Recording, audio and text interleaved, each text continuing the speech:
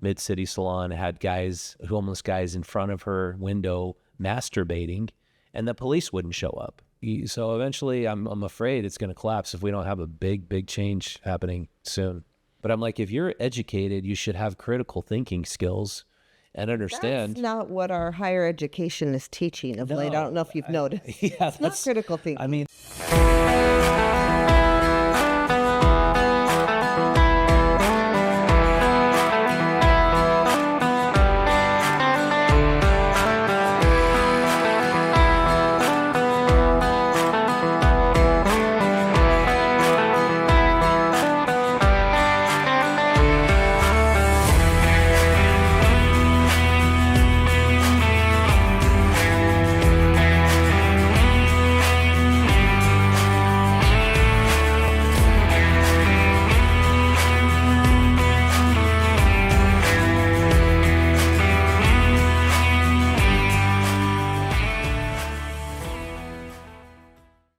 Welcome out to God and Country. I'm Uriah Kennedy, and this is my co-host Ingrid Bettridge, back from a little vacation last week.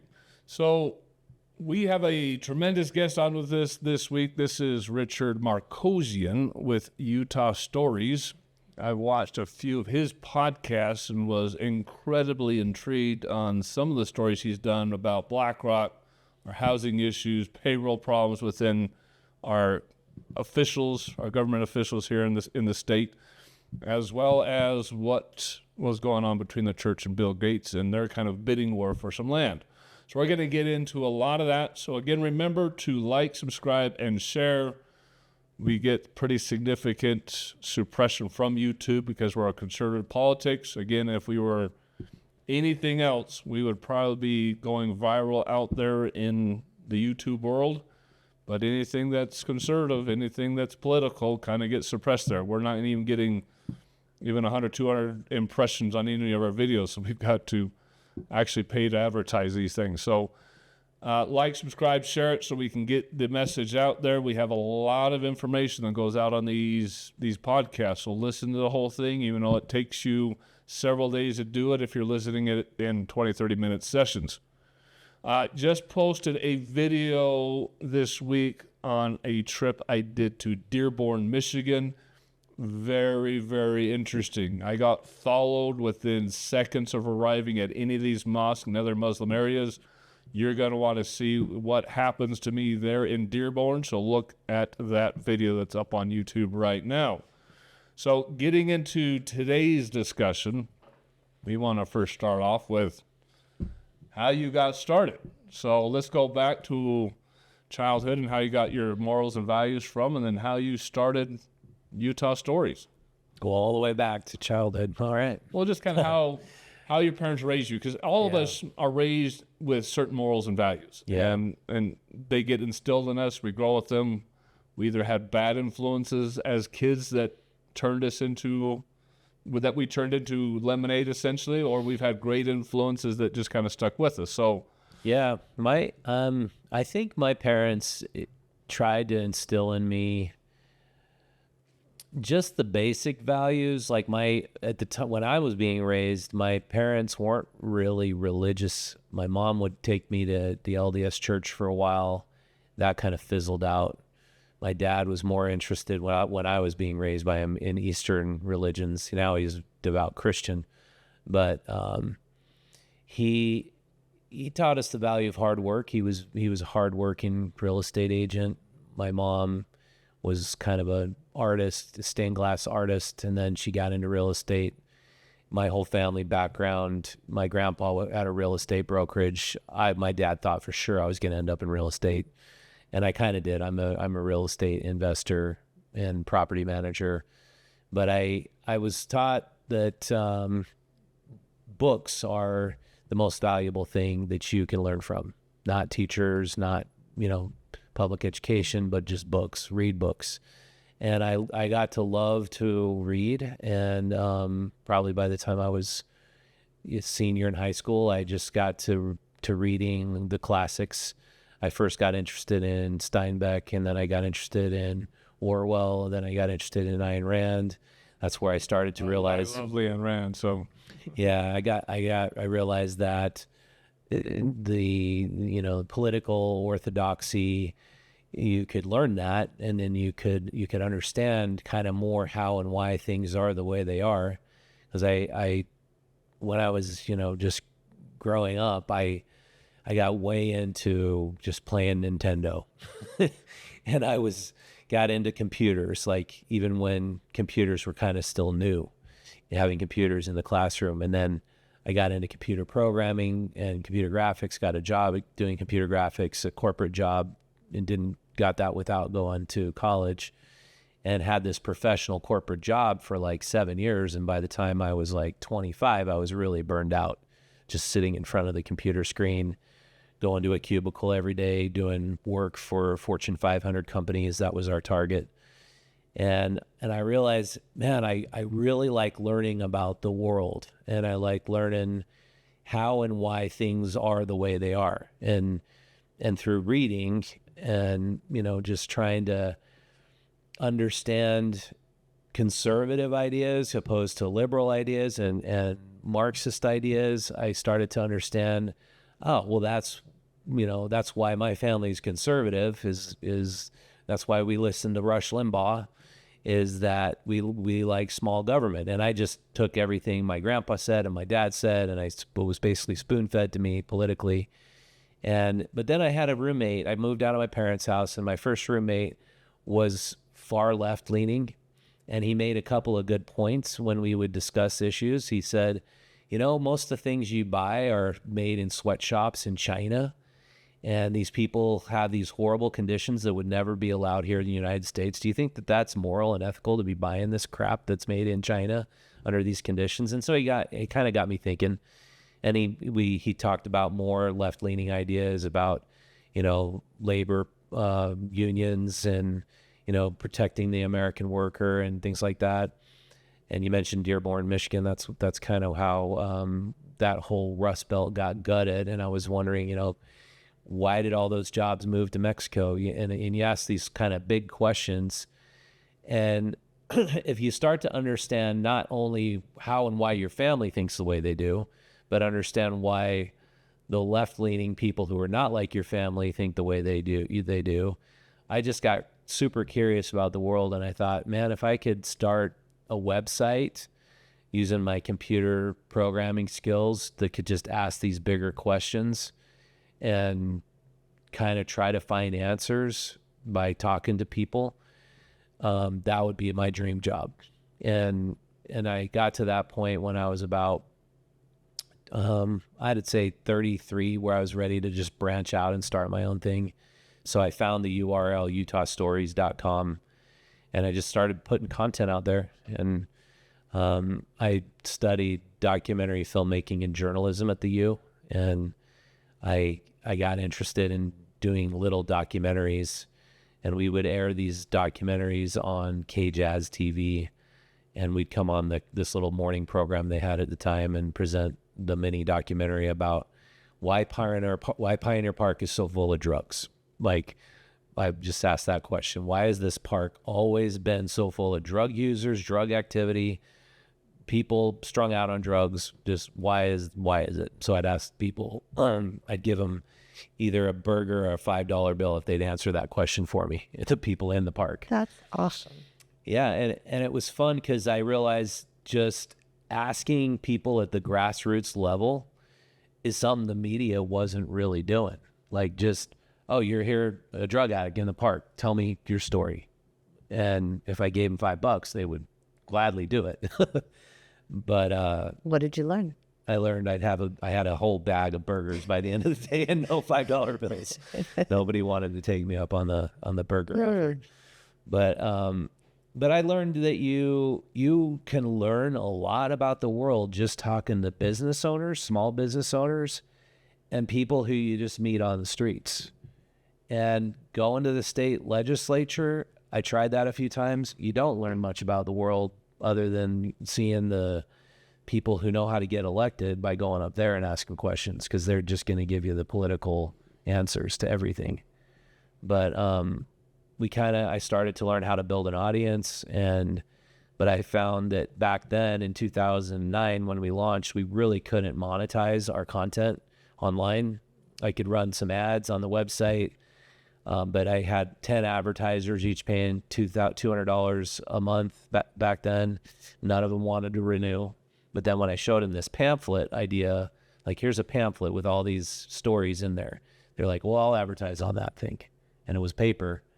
And in journalism school, I learned, don't go into print. You'll just go out of business or get laid off. Yeah, that's what I did. And so I was like, well, that's weird. You want to advertise in print, but you don't want to advertise online. And they're like, most of them were just like, yeah. And so we launched a magazine, and I thought, this will be cool. I'll frame it on a wall. This is my foray into print. And then I'll have 3 issues or something that I tried it. And it just grew. It just grew on its own. People wanted to be in there. People loved reading it. And I was surprised by that because... Were you doing this on your own? Did you have any partners or? I did hire some writers. Because I was getting, had 10 sponsors for $200 a month initially. I hired 5 writers, and I'd only pay them $30 per story. But I'd tell them, I want you to go out and ask questions about why the world is the way it is. And they were awesome because it was the Great Recession. It was 2008, 2009. And they were just like, $30? Okay, I guess it's better try, I'm looking for a job. I can't find anything else. I guess I'll take it. And so I found these great writers, and we just started cranking out good content, and people appreciated it. And then we barely stayed open during the COVID shutdowns because we lost all our advertisers, because most of our advertisers were bars and restaurants and people who were shut down, couldn't afford to advertise anymore. And then I launched the podcast, just not expecting views really, but just because I like talking to people, about 6 years ago. And now we're taking it more seriously. It's like we had a guy who's got $1 billion trampoline empire on 2 weeks ago. And he's probably going to be running for some high office, probably governor. His name's Case Lawrence. And we had on the CEO of the Other Side Academy. I don't know if you've heard of those guys, but I haven't heard of those guys. Those guys are incredible. They've made the first tiny home village in Utah for former homeless people, where any homeless person can sign up and go to their prep school and go through detox and get a free house, essentially. And they're not even government supported. They have these social enterprises where they give people jobs to go out and work. And I love working with those guys because they're actually solving homelessness and housing without government support. And so they're providing jobs for these homeless people to support themselves? Yeah. They started What a novel idea. Yeah. Instead of sitting in we've covered homeless housing a lot. Instead of sitting in a apartment basically rotting while you're getting a free check and a free apartment, using drugs all day, that's the norm. Depressed. Yeah, permanent supportive housing that's how it's operating, and people OD all the time at those facilities. They say, we're going to give you a job, you're going to go to work every day, you're going to pay rent, and all you got to do is stick with the program, we'll give you a free house. And I'm like, that is the greatest idea I've ever That's a phenomenal idea. Yeah. Instead of giving out the free handouts like every other state wants to do. I mean, look at California, what Newsom is doing, just handing out everything, right? Yeah. And You give them a leg up where actually they're supporting themselves, because that provides self-esteem, that provides work ethic, gives them the idea that, no, I can actually go out and do this. I'm not decapacitated. And that's the problem with handouts, is you decapacitate people. You're telling them essentially that, no, you can't go out and do this on your own. Exactly. Yeah, they use this, they throw on this word dignity when they relate it to permanent supportive housing, and they say, oh, we want to give people the dignity of having an apartment, then they can work on their other problems. And if you've seen people on the street, they're not like one job application away from just getting into housing. They're strung out drug addicts. That's the number one problem. If you just give a strung out drug addict an apartment, they don't change the behavior at all. And we've been operating under that system, copying it from California for the last 10 years, and we see the effects of it in downtown Salt Lake City on Main Street. It's full of drug addicts, full of homeless people ranting. A lot of people are mentally ill because they've used so much fentanyl, their brains are getting basically rotted away.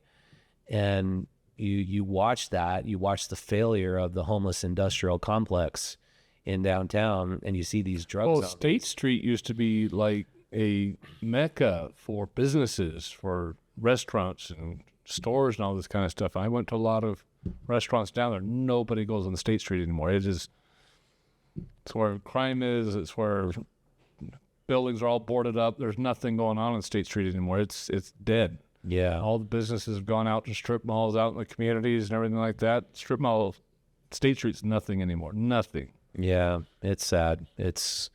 We've covered the loss of 2 art galleries on Main Street. Sam Weller bookstore moved to Trolley Square.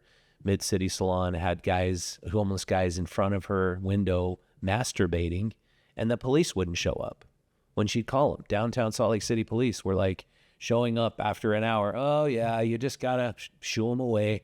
She's like, I can't. There's insane guys in my window masturbating. You're telling me to go shoo them away. You're not going to do that for me. So she left. She went to Trolley Square. Her former spot is still boarded up. Nobody's going to take a spot where that's going to happen. And yeah, so I learned basically from covering all this that there's when you use compassion to the guise of compassion to enable people to be failures and to not get work, to remain drug addicts, I believe that's a tool to use those people to enrich this system that we call the homeless system. And I call it the homeless industrial complex because people are getting rich off the system.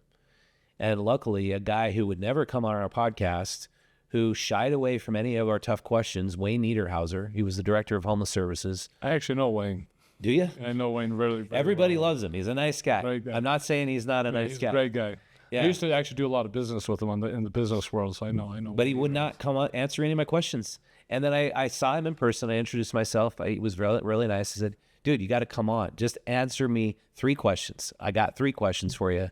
Answer them, and we are all good. But I'm honestly kind of criticizing you on my podcast because you won't just answer these questions. Oh, I'll come on. We'll schedule it. He didn't come on. And he just got asked to step down by the governor, replaced by Tyler Clancy. And I'm sure he's a nice guy, but I'm super glad he's not in that position anymore, because if you're not willing to answer tough questions, you shouldn't have that position. Well, you have to point, your comment's perfect, because you have to point out what's going on in California right now. So they're purposely trying to bring back the policies that they've been doing for the last 4 years that Trump's trying to get them to change, because they're all becoming millionaires off of this system. Yeah. They've got billions of dollars that they're trying to devote towards public housing or SNAP benefits or all these other programs, and they try to put in more and more programs that are supposed to help the homeless population or help veterans, something like that, and none of the money is making it to these programs. It's being pocketed at the top. Mm-hmm. I think the social assistance program has made more millionaires than just normal businesses have. Yeah. And because everybody's taking advantage of it. And they can't track down the fraud and all that kind of stuff, because they start getting accused of you're racist, you're homophobic, or whatever they want to call you. You're not compassionate. And they all back off. We look at what's going on in Minnesota right now, and with the fraud that's coming out of the Somali neighborhood, where they've literally stolen $1 billion or more. And they said it's... Can you believe that? That's what they found. And they said it's much, much bigger than now, because they're pulling out even more fraud. And Pennsylvania is starting to look at it, and they're seeing the same thing in their Somali neighborhood. The Carolinas looked into it. I'm sure both Florida and Texas are going to start looking into it. And I think it's going to be multiple billions of dollars have been lost to these foreign agencies. And they asked Waltz about it and says, well, why didn't you look into this? And he wouldn't answer the question. And so the reporters, and I think it was another podcast, started looking into it and found out that every single time people start looking into these Somali organizations who are taking all this money, they got sued for being racist, for all these other things, and they'd all back off because they couldn't take the publicity. And that's how they pushed them away and wouldn't look into the books, is because all they have to do is scream racism and I can steal as much money as I want. Well, it's interesting when you start asking the right question. It is like you are shining a bright light in on a group of mosquitoes, and you just watch them scurry away. Because just asking, why have 1/3 of all the people who were given apartments in the Magnolia Place apartments right in the middle of downtown Salt Lake City, why have 1/3 of them died of drug overdoses? I wanted to ask Wayne that question. Is it never really that big, a 1/3? 1/3, 20 out of 60 of the original occupants died of drug overdose. And how would you consider sustaining that program when the death rate is so high? He won't answer that. The mayor of Salt Lake City will not answer that. The director of the road home will not answer that question. They just scurry like mosquitoes, like cockroaches, when you ask the right question, because they don't want to be held accountable. They just want to keep getting that big paycheck, keeping the system in place where they're enabling drug addicts to use drugs all day. They're enabling people to be drug zombies on the streets, fouling up our business enterprises that are in downtown Salt Lake. And they want to say, well, but we're providing services now. We've given now 800 people homes, apartments. These people would be unhoused. We're solving homelessness. No, you're creating death camps where people are dying, death apartments. And you're only enabling them to expedite their demise.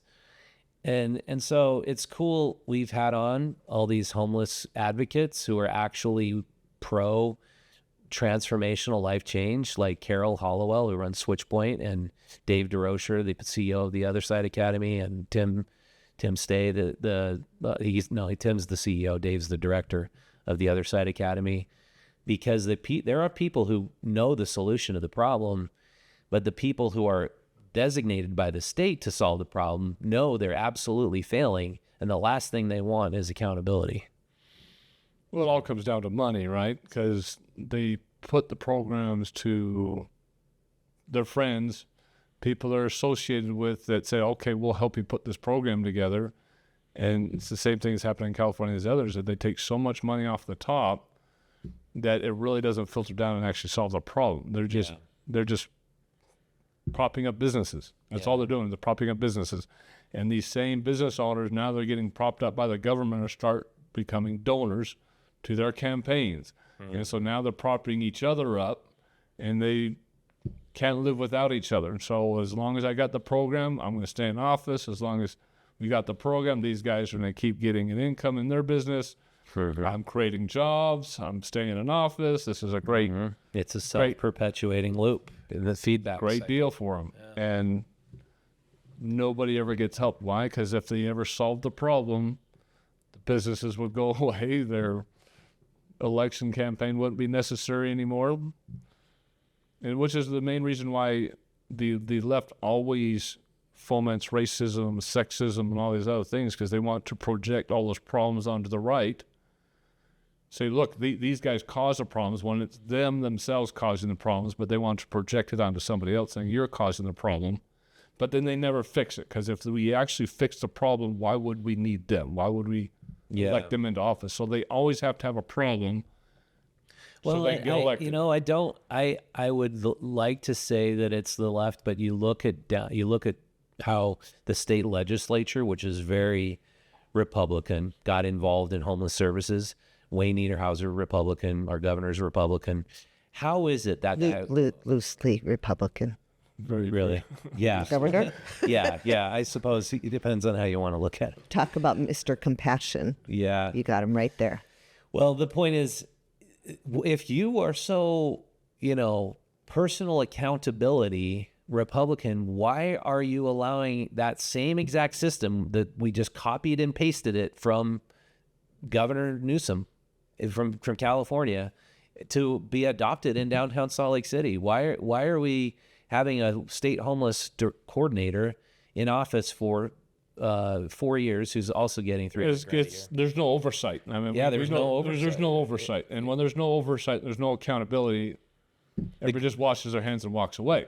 Yeah. So you have a legislature that is very, very Republican, and most of them are very responsible, and they vote in the program, they vote in the money, and then that's where dies, because then they hand it off to a mayor, Salt Lake mayor, or they hand it off to a county mayor and say, okay, you've got to go administer this program. And then that's where the problem starts.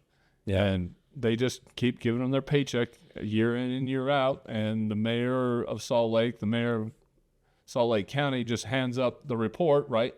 And the report looks good because they're finagling their own numbers, but there's no direct oversight. There's no audit of where the money is going. Well, the guy who's actually the auditor, the state auditor, he's been on my podcast twice. He calls it the homeless industrial complex too, because he tried to audit the system and tried to show them they had to have accountability numbers, which they absolutely would not provide. And then he realized how corrupt it was. Yeah. His name is James Buchanan. Great guy. He's on a mission right now. But he was like, yeah, this is absolutely a corrupt system because there's no accountability, not only at the individual level, but at the institution level. All these NGOs running it have zero accountability for the money they're getting from the taxpayers. And the problem is the legislature doesn't, when they're passing these bills and they're passing this funding, they don't put in accountability into the bill. They don't put checks and balances into the bill. They just pass the bill. But you know what they will put in is like $30 million for a homeless information management system that they can hire some software company to develop. I think it was $30 million for that system, HEMA.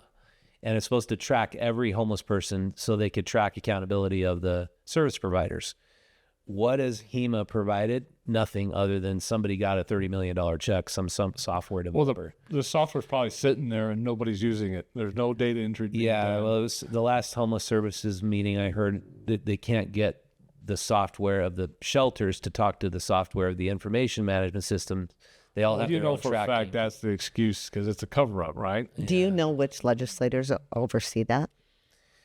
Who that falls under? Boy, James would know. I could ask him. It was a big, exciting new program. I was given a call. There's a really good guy who's actually Democrat but wants to hold the homeless industrial complex accountable, named Scott. What's his last name? Anyway, he has a nonprofit called Solutions Utah. It used to be called the Pioneer Park Coalition. I'm kind of in agreement with them, other than they were basically working for the developers in and around downtown Salt Lake City. But he called me up, told me about homeless information management system. He says, this is going to change the whole ball game. This is going to be all new. Everybody's going to be held accountable. But of course, if they don't use it, then well, it all comes down to data entry, right? You gotta have people actually putting in the numbers, and if the numbers don't look good, then we're not going to do the data entry. yeah. And so exactly. the software just sits there dormant. No one's doing the data entry. Everybody's reporting how. Or they can always come up with excuse. Oh, my computer was just on the fritz. I couldn't get it working. Well, more often than not, is the employees are too busy. They don't have time to put the information in there. But here's the report. We did it on the other system, and then no one enforces the rules. But the problem is they're expecting the solution to the problem to be created by the same people who created the problem. When did that ever work? Yeah. When did that ever work? Which is why it's not being used. Yeah. Because they know if they used it, they probably would be accountable, and they don't want that information out there. Yeah. It's simple. Well, the only way that you're going to have a solution to the problem is have an outside entity completely separate, which is like the TOSA organization, the Other Side Academy, actually show the problem can be solved, and then just you shut gotta down have the an other system. outside entity doing the audit, right? In legislation, you're going to have this accounting firm or that accounting firm, complete the third parties coming in and just auditing everything, and that's the only thing that's going to keep people honest. Yeah, and so the new thing is they're going to build a homeless campus out by the Great Salt Lake. They got to get a lot of bug spray because there's way too many mosquitoes to have it out there, and they're going to ship. It's going to be permanent. Yeah. Well, if they can do it, It's not going to work. I mean, I lived out in Syracuse for quite a while. Did you? And man, the city has the trucks that go by with the big old spray horn to spray for the mosquitoes, and it's every couple weeks because you're not going to keep the mosquito infestation down. And that can't be good to be breathing that in, right? They go down all the roads. Yeah, they usually do it at night. The abatement team, yeah. Abatement team. Well, I would like to find out who's. I I can find out who's over that and have them on here and have Yeah, them tell you us how should. that's going. Yeah, because it's of course a great idea, and everybody's. I'm not saying there's nobody in the system who doesn't have the greatest of intentions. Like, we want to help homeless people, great. But if you are enabling people, and every family member of a drug addict would tell you this, if you are enabling a person to continue to use drugs, you're not helping them. Truth. And yeah, any family member of a homeless person will say that. They'd rather them be in prison or jail than to be strung out on the streets where they're going to OD and die. But the compassionate homeless information or homeless industrial complex folks, they'll just say, oh, we're being compassionate. We're giving them more food. We're giving them more blankets. We're giving them more services. And somehow that's going to solve it. It's not solving it. It's making it worse. 18% increase in homeless population this year alone. And so it's just getting worse and worse. Well, they should make it illegal to be intoxicated on public streets and sidewalks and not end that problem. Yeah, well, the police are cracking down a lot more under our new chief of police, Brian Redd. He just was given the mandate. Anybody who's using drugs in public, go in and bust them up, stop it from happening. And that is making a difference, at least in Pioneer Park and Main Street. But it's catch and release too. That's the other problem. I mean, if you're public intoxicated and it's obviously that you're very, very, very addicted, it should be mandatory for judges to put them in jail for 6 months until they've detoxed. Yeah. And then they'll probably go out and be right back in again, but eventually they're going to get down to the bottom and change their lives. And Well, the reason they're not doing that now is they say the jails are too full. yeah. And they can't accommodate them. And so they've been talking about for years, open up Oxbow jail again. I've been hearing that. Well, they got to build a jail that's strictly a detox jail. Yeah. It's not just a normal crime jail like Salt Lake County or the state prison. They got to build a detox jail. That's And I think that is more than actually just a mental hospital, but it's a full-blown detox jail. Yeah. I'm using the word jail for a reason. It's got to be a jail. It's not just a facility. It's got to be a full detox jail. I kind of think that's part of what they were justifying the raise in taxes. Salt Lake County tax raise was for getting more detox facilities like this, getting more jails and prison space, because we can't accommodate all the drug addicts right now. And yeah, as we were talking about before the show, is they're proposing a 19.8% increase in property taxes in Salt Lake County because they need to expand the Salt Palace and they need to have more, I guess, detox centers and jails. And I saw just this week, all of these people show up, hundreds of senior citizens, mostly up in arms because they can't afford to pay these taxes. They're on Social Security. Social Security is not kept up with inflation.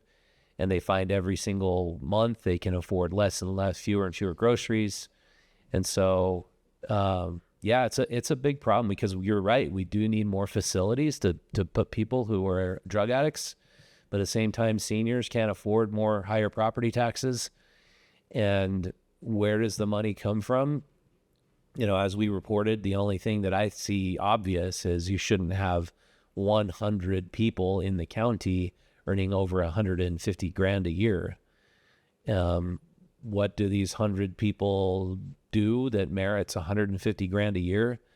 I think there should be an audit of that because I don't think they could earn that in the free market. So, well, it's not just the county officials and the state officials. We were talking 2 weeks ago about the school districts. Yeah. And how much money the district people are making, $200,000, $300,000, $400,000 a year, and none of that money is making it down to the teachers.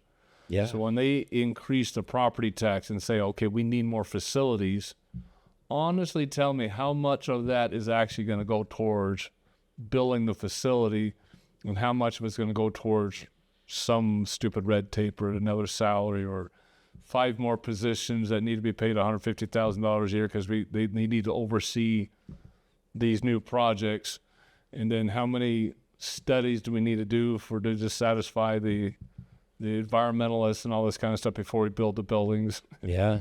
How many lawsuits do we got to defend because we shouldn't be putting people that And in, all the in media jail will that report they need is help. They don't need to be put in jail. we're raising taxes because we want to help teachers. Teachers are so important. If you don't vote for this, you hate teachers. You are not supporting children.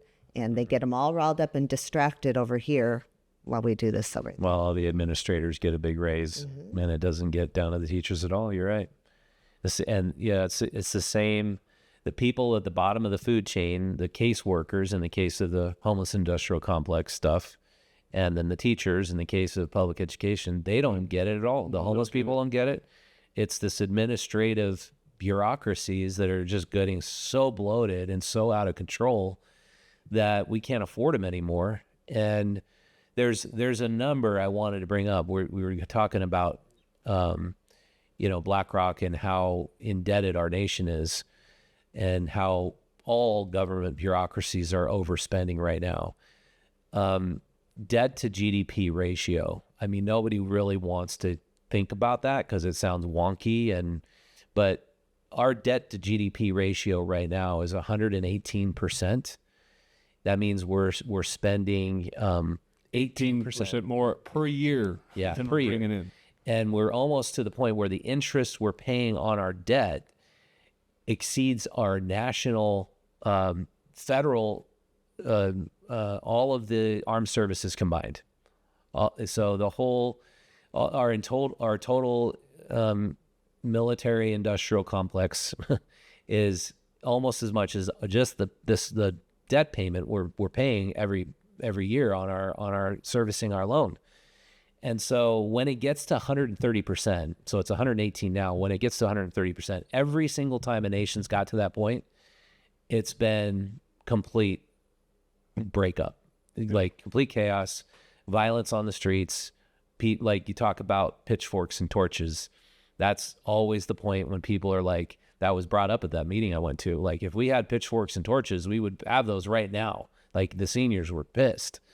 But if you just simply can't afford to pay your bills anymore because you got to pay your taxes, and people can't afford to get bread and milk because they're supposed to be paying it to the government, that's when we have complete collapse. And I'm not I try to stay optimistic. I try to not be pessimistic, but we are heading straight toward that cliff, and we are going to go right off that cliff if we don't embrace things like Doge. Like we brought in Doge and they started burning the Teslas and burning the Tesla dealerships. But if we go straight off that cliff, we won't have local municipal governments anymore, county government. It'll all get broken up. And Doge put together all these government cuts, paperwork and everything. He sent that all over to the legislators but it's because it's their job to do the cuts. I mean, he can only point it out. The president can't even do the cuts because he doesn't have the authority to do so. So everybody's looking at Trump saying, why aren't you cutting this? He's like, I can't. Yeah. There's only so much I can do by executive order, and it sits the legislature's desk because they don't want to do it because they know they'd probably get voted out of office. They won't cut They're it. going to cut our federal, works job program and Social Security, and I mean they'll just get voted out. So they don't want to do it because they want to keep their power. So we are literally just going straight. Our train is going off a cliff. The funny thing about that is it's not just our country. So I was watching a documentary on how our debt got started. And I don't even remember how long ago I was watching it, but it was developed back in the early 1900s where they were just going to finance a perpetual loan. So the way they set up our national debt is the loan itself is never to be paid off.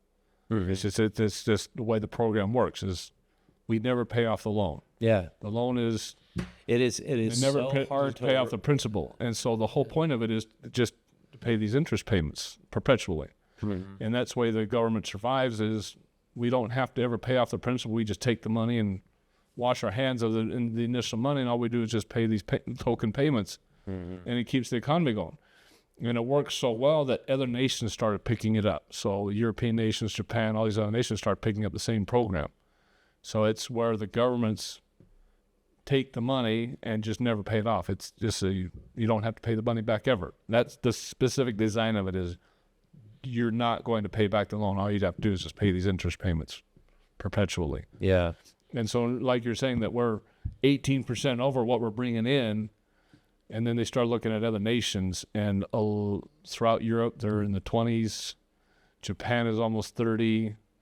There's a few lower than us, but it's a worldwide problem right now. Yeah, and we're like, so if all these governments are in debt, all of them, who has the money? Yeah.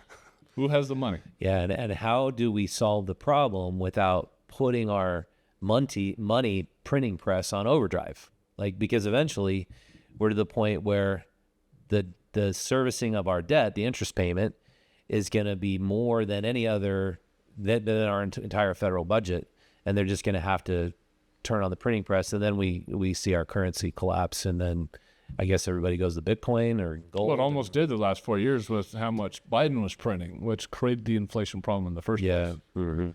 Yeah, those everybody loved those COVID checks for so long, but that now we're paying the price. It's like we gotta now realize we're going to get less and less from all of our governments all across the board, federal, local, municipal, state. We're going to get fewer services, and we're going to be paying more just servicing of the loans. And so eventually I'm afraid it's going to collapse if we don't have a big change happening soon. And I don't know how you're going to do that, because you'll never, ever get both sides to agree. No. And people want the services. They don't really think about debt. It's like you talk about it. It's like telling, the guy who's got the $40 million contract in the NBA, who's living large, dude, you got some debt you got to deal with. You really got to handle that. No, dude, I'm just going to live it out. And how many NBA stars, NFL stars go completely bankrupt? You're completely broke once they get up. Yeah, they don't want to think about it. But it's like, we just can't keep writing these checks. We got to figure it out. And well, the public, a big portion of the public doesn't care. No. They're not informed. They're living their lives. We're spoiled here. We're big, fat, and happy. And it takes the fall of something to shock people to wake up. Mm-hmm. They only wake up in increments, when the economy crashes or 9/11. And sometimes I think we built what it's our own fault. Yeah. Well, we keep ourselves amused on these things and watch the funny cat videos. I like to do that too. And then we just don't think about all our problems and don't address them. But it's like when somebody does come around and wants to address the problems, and they basically get thrown out. We address truths here, and we'll put out a little blurb so you can see what we're going to discuss, and then they can come watch that episode. And you got the bots and the libs out there. This is a bunch of lies. Where's the source on this? It's like, okay, live in your bubble. I mean, look what we did to Elon, right? Elon came in as this knight in shining armor to put Doge together. And the second everybody was cheering him on at the very beginning and for months into it, but when truths actually started coming out, all of a sudden now he's the devil. Yeah. When USA Idea was exposed for almost none of the money getting to the recipients and all of it going to like transgenders in Libya or whatever. Well, we know none of that is true, because it's not going to a transgender program. They'll probably send $100,000 to a transgender program, and the rest of it is money filtered right back to personal bank accounts and campaign donations. It's the biggest money laundering operation out there. It's a scam where all that money is, they invent these programs. They says, let's invent this program, that program, this program. Let's put $10 million towards it. They actually only send maybe $500,000 to it. And then the person who is in charge of the program takes another $500,000 home for their own personal salary. And the other $9 million gets filtered back to personal bank accounts and campaign donations and all this other kind of stuff. It's like we opened our door to the world for 4 years. We're paying that price right now. We got all our COVID checks, and everybody could take a 1.5-year holiday. And we're paying that price right now, and it's like I think we're at a real tipping point. We either going to buckle down and figure this out and solve it, or perhaps we won't. And then you're probably in a good spot right here. I don't think we're going to ever figure it out, because I don't think we're ever going to get the left and right together enough to figure it out. I think the distance between the left and right is so far apart right now that there's never going to be agreement on that.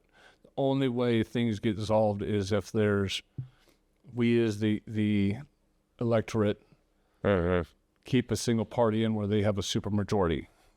Yeah. Where they can literally pass anything. And it'd be a small government, libertarian ideas. Yeah, it's got to be a very, very conservative government where it's a supermajority, because if you don't, then they'll stonewall it, and you'll never get anything done. And even with having a supermajority, you still got a lot of the middle of the road people that, I mean, if you just look at the Republican Party, I mean, there's many within the Republican Party that are staunch conservative and very, very right.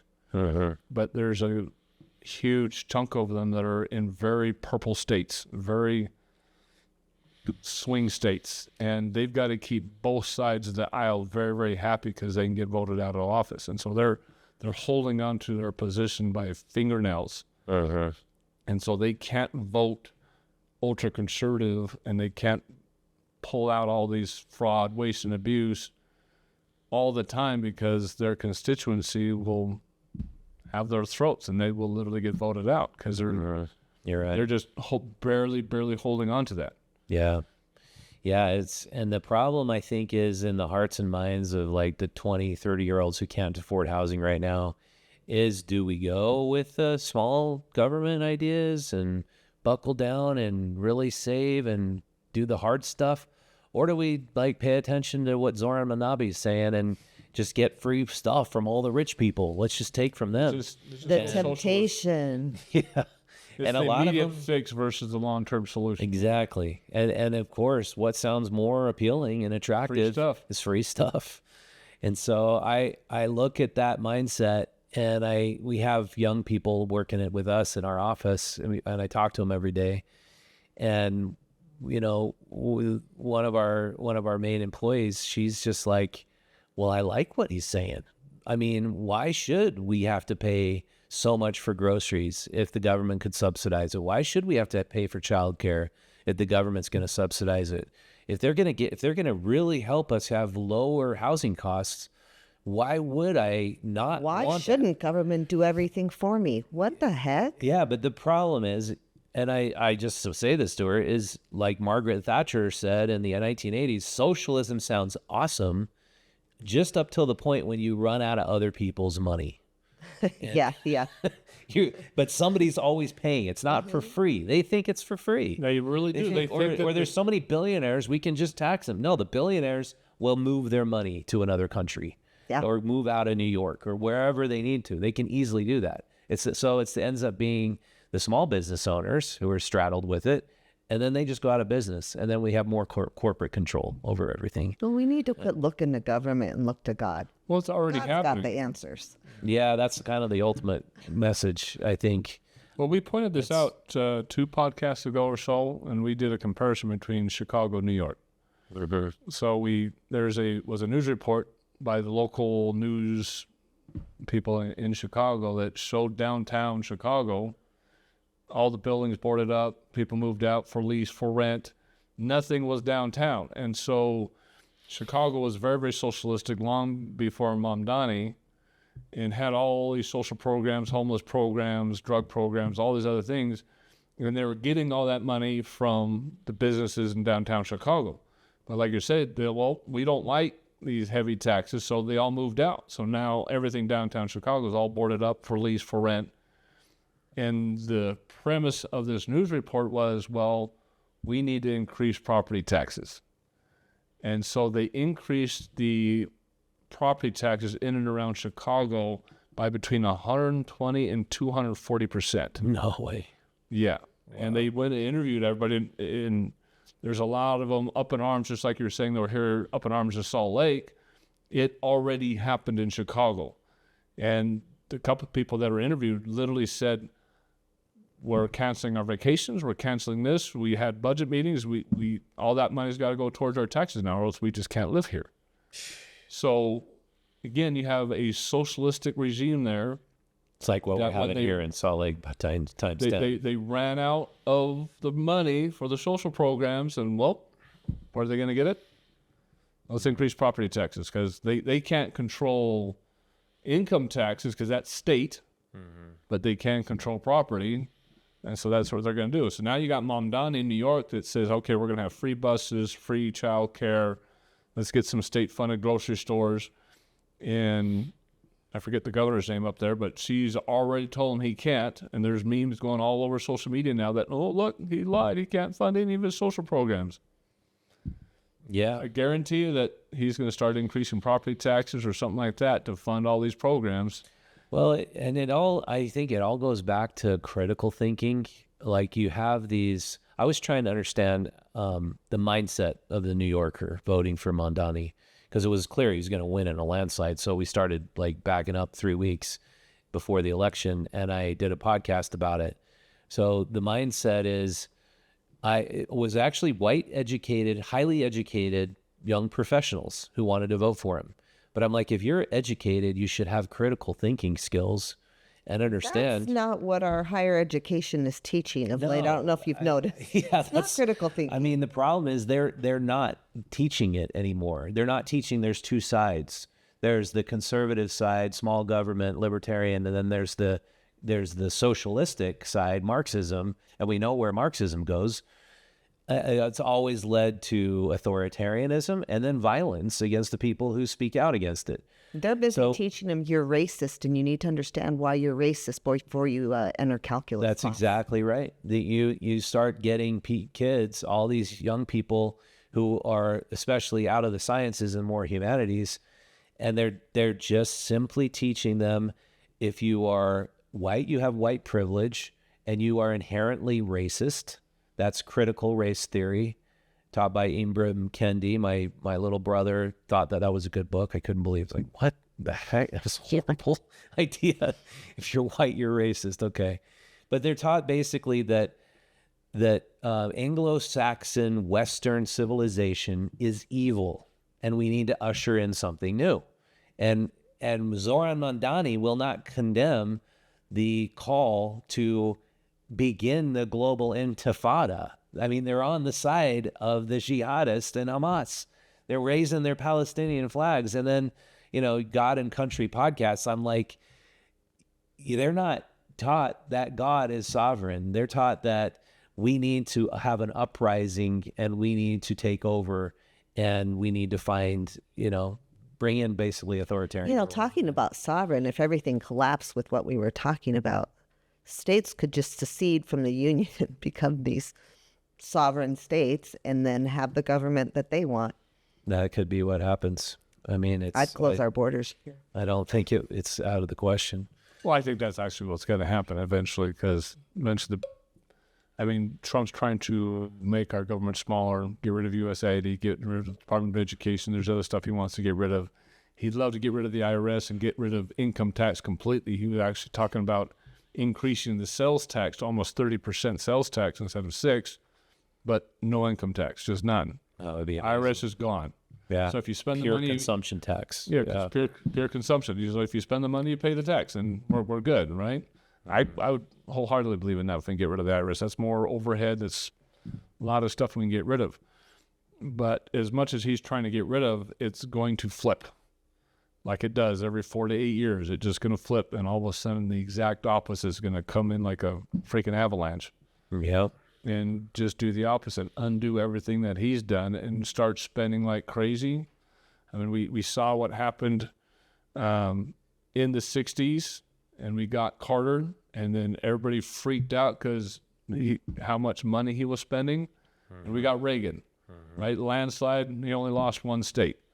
And then he started reversing everything, all these entitlement programs, started reversing all these controls. All these regulations started getting reversed. And then right after that, we get Clinton and just reversed everything. And then we get to mediocre presidents in the Bushes that were semi-conservative, but not ultra-conservative. Man, I have to push back against that. I think it was better under Clinton than Bush too, because Bush second Bush, George Herbert Walker Bush, brought in Medicaid Part D. And if you look at government entitlements, that was one of the biggest government entitle programs benefiting big pharma ever ushered in. And I think that was horrible policy. And Clinton, with the Republican-controlled Congress in the midterms, had the first balanced budget ever. Well, it had nothing to do with Clinton. No, but Clinton said, he's a Democrat, the era of big government is over.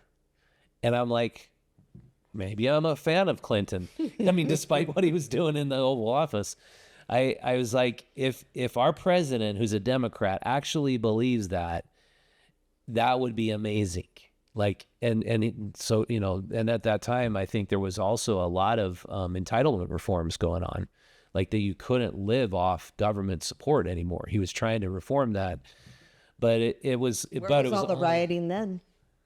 Yeah, exactly. Yeah, where was the calling him a Hitler Nazi? Because he was doing that back then. But I think a balanced budget amendment would be incredible. That would be the step in the right direction. They were going to pass that, I believe, under Clinton, but they never got around to it. Well, Trump's been doing a lot of smart things where when it was put on paper, said, you're thinking, how's that going to work? But so far, it's all panning out. And with the tariffs, I've never been for tariffs, but, you know, he has this plan. And what is he doing with the tariff increase? He's not taking it. Yeah, giving it to the government. He's talking about giving back to the public. Yeah, we'll see if that happens. But, you know, maybe this will work. Yeah, but that balanced budget, those pullbacks, all the entitlement programs, I mean, that was all done because of Newt Gingrich. Yeah, exactly. It wasn't. But I would argue that's been been the best federal government in my lifetime. When Clinton was president, Newt Gingrich and the contract with America was being implemented. Yeah, but it was all Newt. It was all Newt. Yeah. I mean, Clinton went along with it because I think he believed in some of it. Because he probably had no political backbone at all, or values or priorities, but Newt did. Yeah, Newt did most all of it. And yeah, if you get Newt back, that'd be great. But yeah, but I think it's sad that I think I'm true libertarian in the sense that I think the military-industrial complex grew under both Bushes enormously. Sure. The foreign conflicts we were constantly involved with and the United States just... And all the controversy around Cheney. Yeah, Cheney and Halliburton, and then getting into Iraq, and then Iraq having WMD, and they didn't have them, and why are we going in Iraq when all the terrorists were from Saudi Arabia? It's just like, you can't begin to wrap your head around why we fought these foreign wars the way we did, which led to so much debt that we're in today and still trying to pay back. Well, it's one thing to even fight those wars. It's another thing to stay there for as long as we did. We had no right being over there. No. Okay, we go in, we topple the government, we try to set up something new. They're not going to set up a government like ours, which is what we tried to do. That's not their culture. They'll never do it. So why do we stay over there for 20 years trying to enforce capitalism and an election market when that's not their religion? Their religion runs everything over there. Yeah. It's not going to be conservatism. It's not going to be this happy-go-lucky government, and yet we stayed there and tried to force it. And the reason why we did is because everybody was making billions of dollars off of it. Yeah, exactly. And they couldn't shut it off when people were making too much money on it. It's just like going back to our county here. When you get the bureaucracy, when you get a bloated administration where all these people all of a sudden making money, corruption abounds. Now you've got county mayor or city mayor that are funding all these businesses and programs, and none of it wakes it down to the bottom. It's the same thing in the big industry. You got the military-industrial complex where the Congress votes in, let's support our military, let's support our troops. None of that money makes it down to the troops. None of those troop wages went up. None of the privates got increased in wages and their benefits. The barracks didn't get any better. Hegseth is talking about how pitiful the barracks are, and I can profess that firsthand because all 4 of my kids are military. Been in there for a long time, and they'll tell you how bad barracks are and how bad the wages are, and even the maintenance of our common equipment, because all my kids are mechanics. My first one was air conditioning and generator mechanic. My second son was C-130 mechanic. My last two boys are Black Hawk helicopter mechanics. Wow, awesome.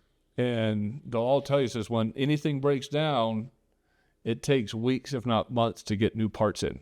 And so stuff just sits there. And cost plus invoicing, meaning you can invoice them whatever you want. Meaning I saw somebody pull up a congressional member, it's probably Rand Paul, handful of nuts and bolts. He said this is equivalent to $20,000 billing to the and they'll see it. They'll see it. I said, this is crazy. He said, just let me go over to AutoZone and I'll pick this up for $5 and we can have this Hummer fixed tomorrow. Yeah. And they won't. They can't do it. They says, look, no, you need our specific threaded nut and bolt exactly to the specifications. No, nothing specific. I can go get this at Harbor Freight for a couple bucks, and they'll pay $10,000 for it. Well, I'm so glad that level of corruption of the military-industrial complex is finally coming out, because you have companies innovating in that space like Anduril, where Lockheed Martin was just riding this gravy train for years, and Boeing and Rockwell Collins. There were, I think, 7 or 9 conglomerates that took over that whole space, and they were getting all the money, and they could bill the U.S. government whatever they wanted. And, if Doge went in there, had slashed and burned all of those contracts and forced us to rewrote, that would be a huge step in the right direction. And people always pointed the military-industrial complex as being the worst. And it is pittance. It is a drop in the bucket compared to our healthcare fraud. Yeah. It is nothing compared to SNAP benefits fraud, Medicare, Medicaid fraud, and how much money they throw at pharmaceutical companies. These massive conglomerate hospital systems that shouldn't be there. We should have monopoly rules in place that eliminate hospitals and insurance companies from owning each other. Yeah. That should not be allowed. It should not be allowed. You shouldn't own, if you're an insurance company, you shouldn't own a hospital, a doctor's office, nothing. And yet right here in the state, we have IHC is probably one of the most corrupt insurance companies out there, because they own everything. Select Health. the prices, IHC, Select Health. And they tried to separate IHCs from Select Health, but they're still together, just not on paper, right?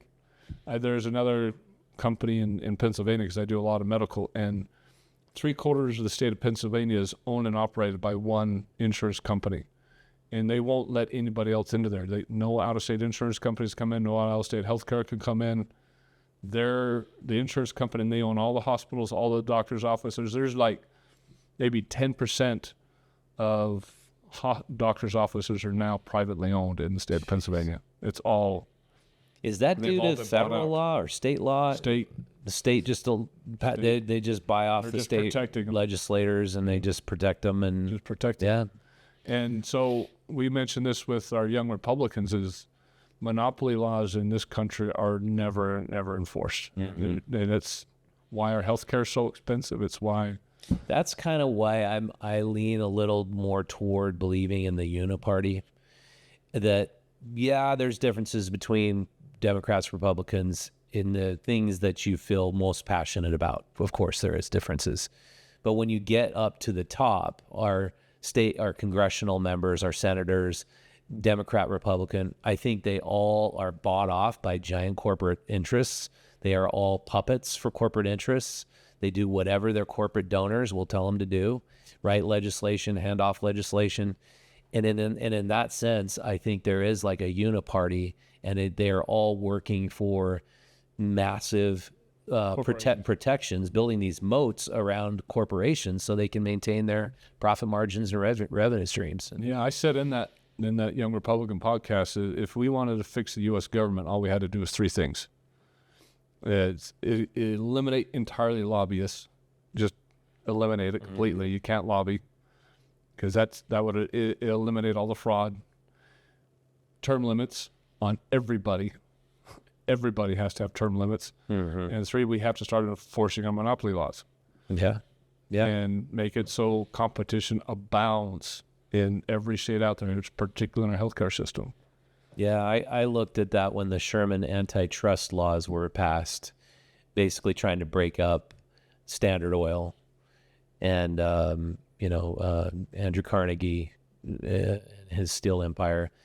And they tried really hard to break up those monopolies because they had conglomerated. And Standard Oil started, Conoco and Phillips 66 and Chevron, and they actually made more profit after Sherman Antitrust, a lot less, because they could still work the system enough, buying off the right people, knowing how to play the game with different rules. Paperwork, but they're not still owned by the same people. No, yeah, it's the same deal, and it didn't make any difference with prices. They still controlled the market. They still controlled prices.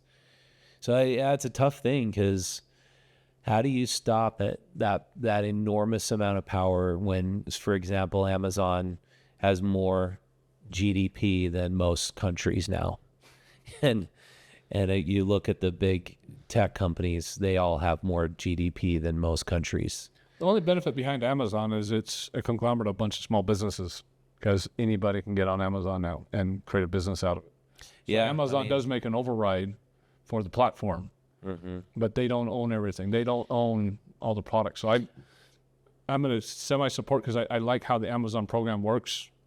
Are you able to sell? Do you sell on Amazon? I do a ton of business on Amazon. Oh, really? Huh. A ton of business. You would, but if you have a product that becomes too successful, doesn't Amazon just make their own product and basically put you out of it? They don't do that.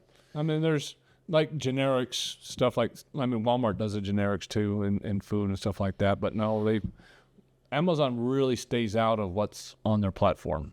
That's good. As long as you abide by the rules and you're providing good customer service. I mean, they really harp down because they want to keep that name, and they're really, really specific on shipping. So Amazon's really become more of a logistics company than anything else. They're no longer shipping with FedEx or UPS. They have their own logistics company. But Amazon is now a logistics company. They're not a product company. They're a warehouse and logistics company because everybody stores all their stuff in Amazon warehouses. Everybody ships with Amazon, and the reason why Amazon's doing that is because they want next day shipping within a few hours. And they can provide that. They can provide that, but there's a ton of competition on Amazon. It's just the competition on Amazon is fierce. So, and that's among individual store owners. Yeah, just small businesses everywhere. Yeah. I'm competing like I do. If I did swimming pools, like I did swimming pools for a while, just your backyard frame pools for a while, there are dozens of swimming pool providers on Amazon, and I'm competing fiercely with every other provider out there on that. So it's just a big... I don't know competing. I think what I don't like is cities giving huge tax abatements to fulfillment centers. Like, why should Amazon be getting like a $10 million tax abatement deal? They have the money. They don't need it. Yeah, and they're going to build it regardless. But that's where cities are trying to compete with other cities, right? Because Amazon says, well, I'm going to move to this city and bring all the jobs there. Or I'm going to move to this city. Who's going to give me the biggest tax break, right? Yeah, and big box stores do that too. And so cities start competing with each other. And I don't think that's necessarily bad, but yeah, it's... Meta's trying to get into that game, and they're advertising on television stations where they're showing the good old boy who lives in, a rural area saying, jobs were drying up here. We didn't have anything. And then Meta came. Yeah, I bet I saw Meta that. came, and we're doing great. And we're so grateful for Meta. And I thought, that's brilliant. Like, to advertise like that. Yeah. A lot of it's up to the consumer. We can't keep blaming top down when we have some responsibility too. We're the ones who vote the people in office or not, or don't show up. We're the ones who vet and decide if somebody's principles are sincere or not, or not. Yeah, 100% agree. Companies, when we're being too apathetic, not knowing who our city council members are or county council members. They were nice. They held a picnic. They gave us ice cream. Yeah. They were super nice. Not examining. Got my vote. Free hot dogs. I'm voting for him. Yeah, That's what it is. That's what It goes back to critical thinking. If they owned a gardening center in our city. They're so nice. We love We those went to the gardeners. last convention with Cox, and he was just handing out just free pizzas like crazy.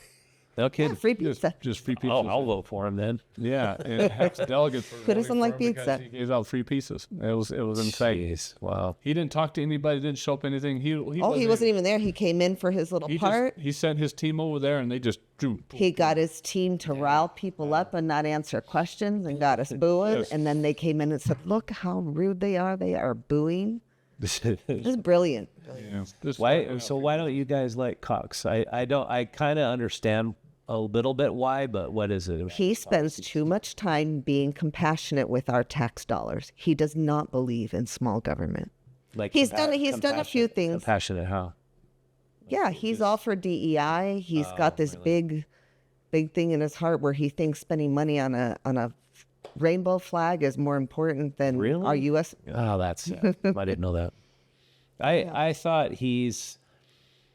I mean, from what I've known, He's a nice guy. he seems like he is a good leader, but it seems like he's also seems to be a puppet. I mean, I just got jaded, and from what I learned, why politicians vote certain ways, why they do what they do, and you see who their campaign contributors are, it's always directed by whoever's giving them money.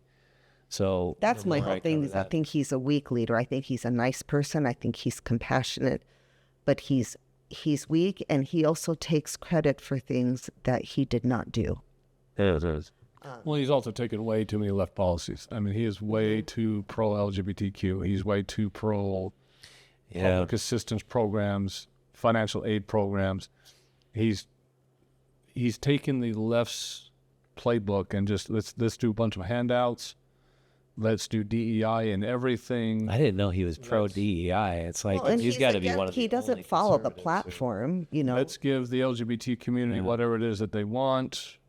Let them raise their flags wherever they want. We need to support that. We need to support pronouns. We need to support this clear down the elementary school level. He was actually discussing about let's teach LGBTQ stuff clear down the elementary schools. And You know that that's is part of not tolerable to me. Yeah, that's the part where I realize having a magazine in Salt Lake City primarily, I did not feel good like I could speak out against it. I feel like I would lose too many advertisers. So all I say is I don't want men in women's sports. I will come out and say that.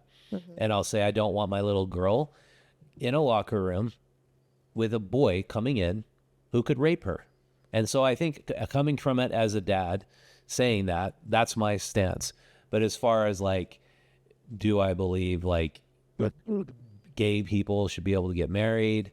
I would prefer that they have civil unions than use the word marriage, which has always been between a man and a woman. I'd prefer like Governor Huntsman's idea, civil unions, sure, but don't use the word marriage, because marriage has always been a religious covenant between God and a man and a woman.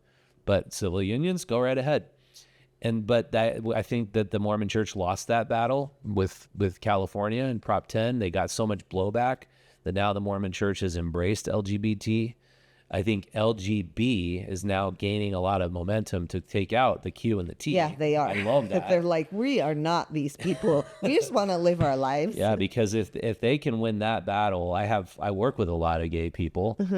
We have graphic designers and really talented gay people who help us. I have nothing against homosexuality, but if they can take out the T, especially in terms of grooming and indoctrinating children to think about them transitioning at a young age, I think that's insidious. So I pulled my daughter out of public school, and that's for that reason, because kids should not be given ideas that will dement their brains. Right. And that's I really don't all think it that was. should be anywhere near our schools. And we've done several reports on what's going on up in Seattle. It's way bad up there. What it's the public horrible. school system's doing up there. And I'm not going to go into that again, but you can go back and watch those podcasts. But we go into detail, line by line almost, of the public school system's actual paperwork. Back when we were interviewing Stephanie Greases, and just line by line of how bad it is up there and what the senators are doing up there. It's bad. Just indoctrinating kids. And taking rights away from parents. Yeah, taking parent out of the Yeah. picture. Taking parents out of the picture. They can literally classify a parent as a bully and say, okay, you are no longer making decisions anymore. We're going to do the gender transitioning. We're going to give them the medications. We're going to do everything for you and not even tell you as a parent that That's we're just doing this. absolutely And it's horrible. the law up there now. It was crazy. It's crazy what they're doing up there. Absolutely nuts.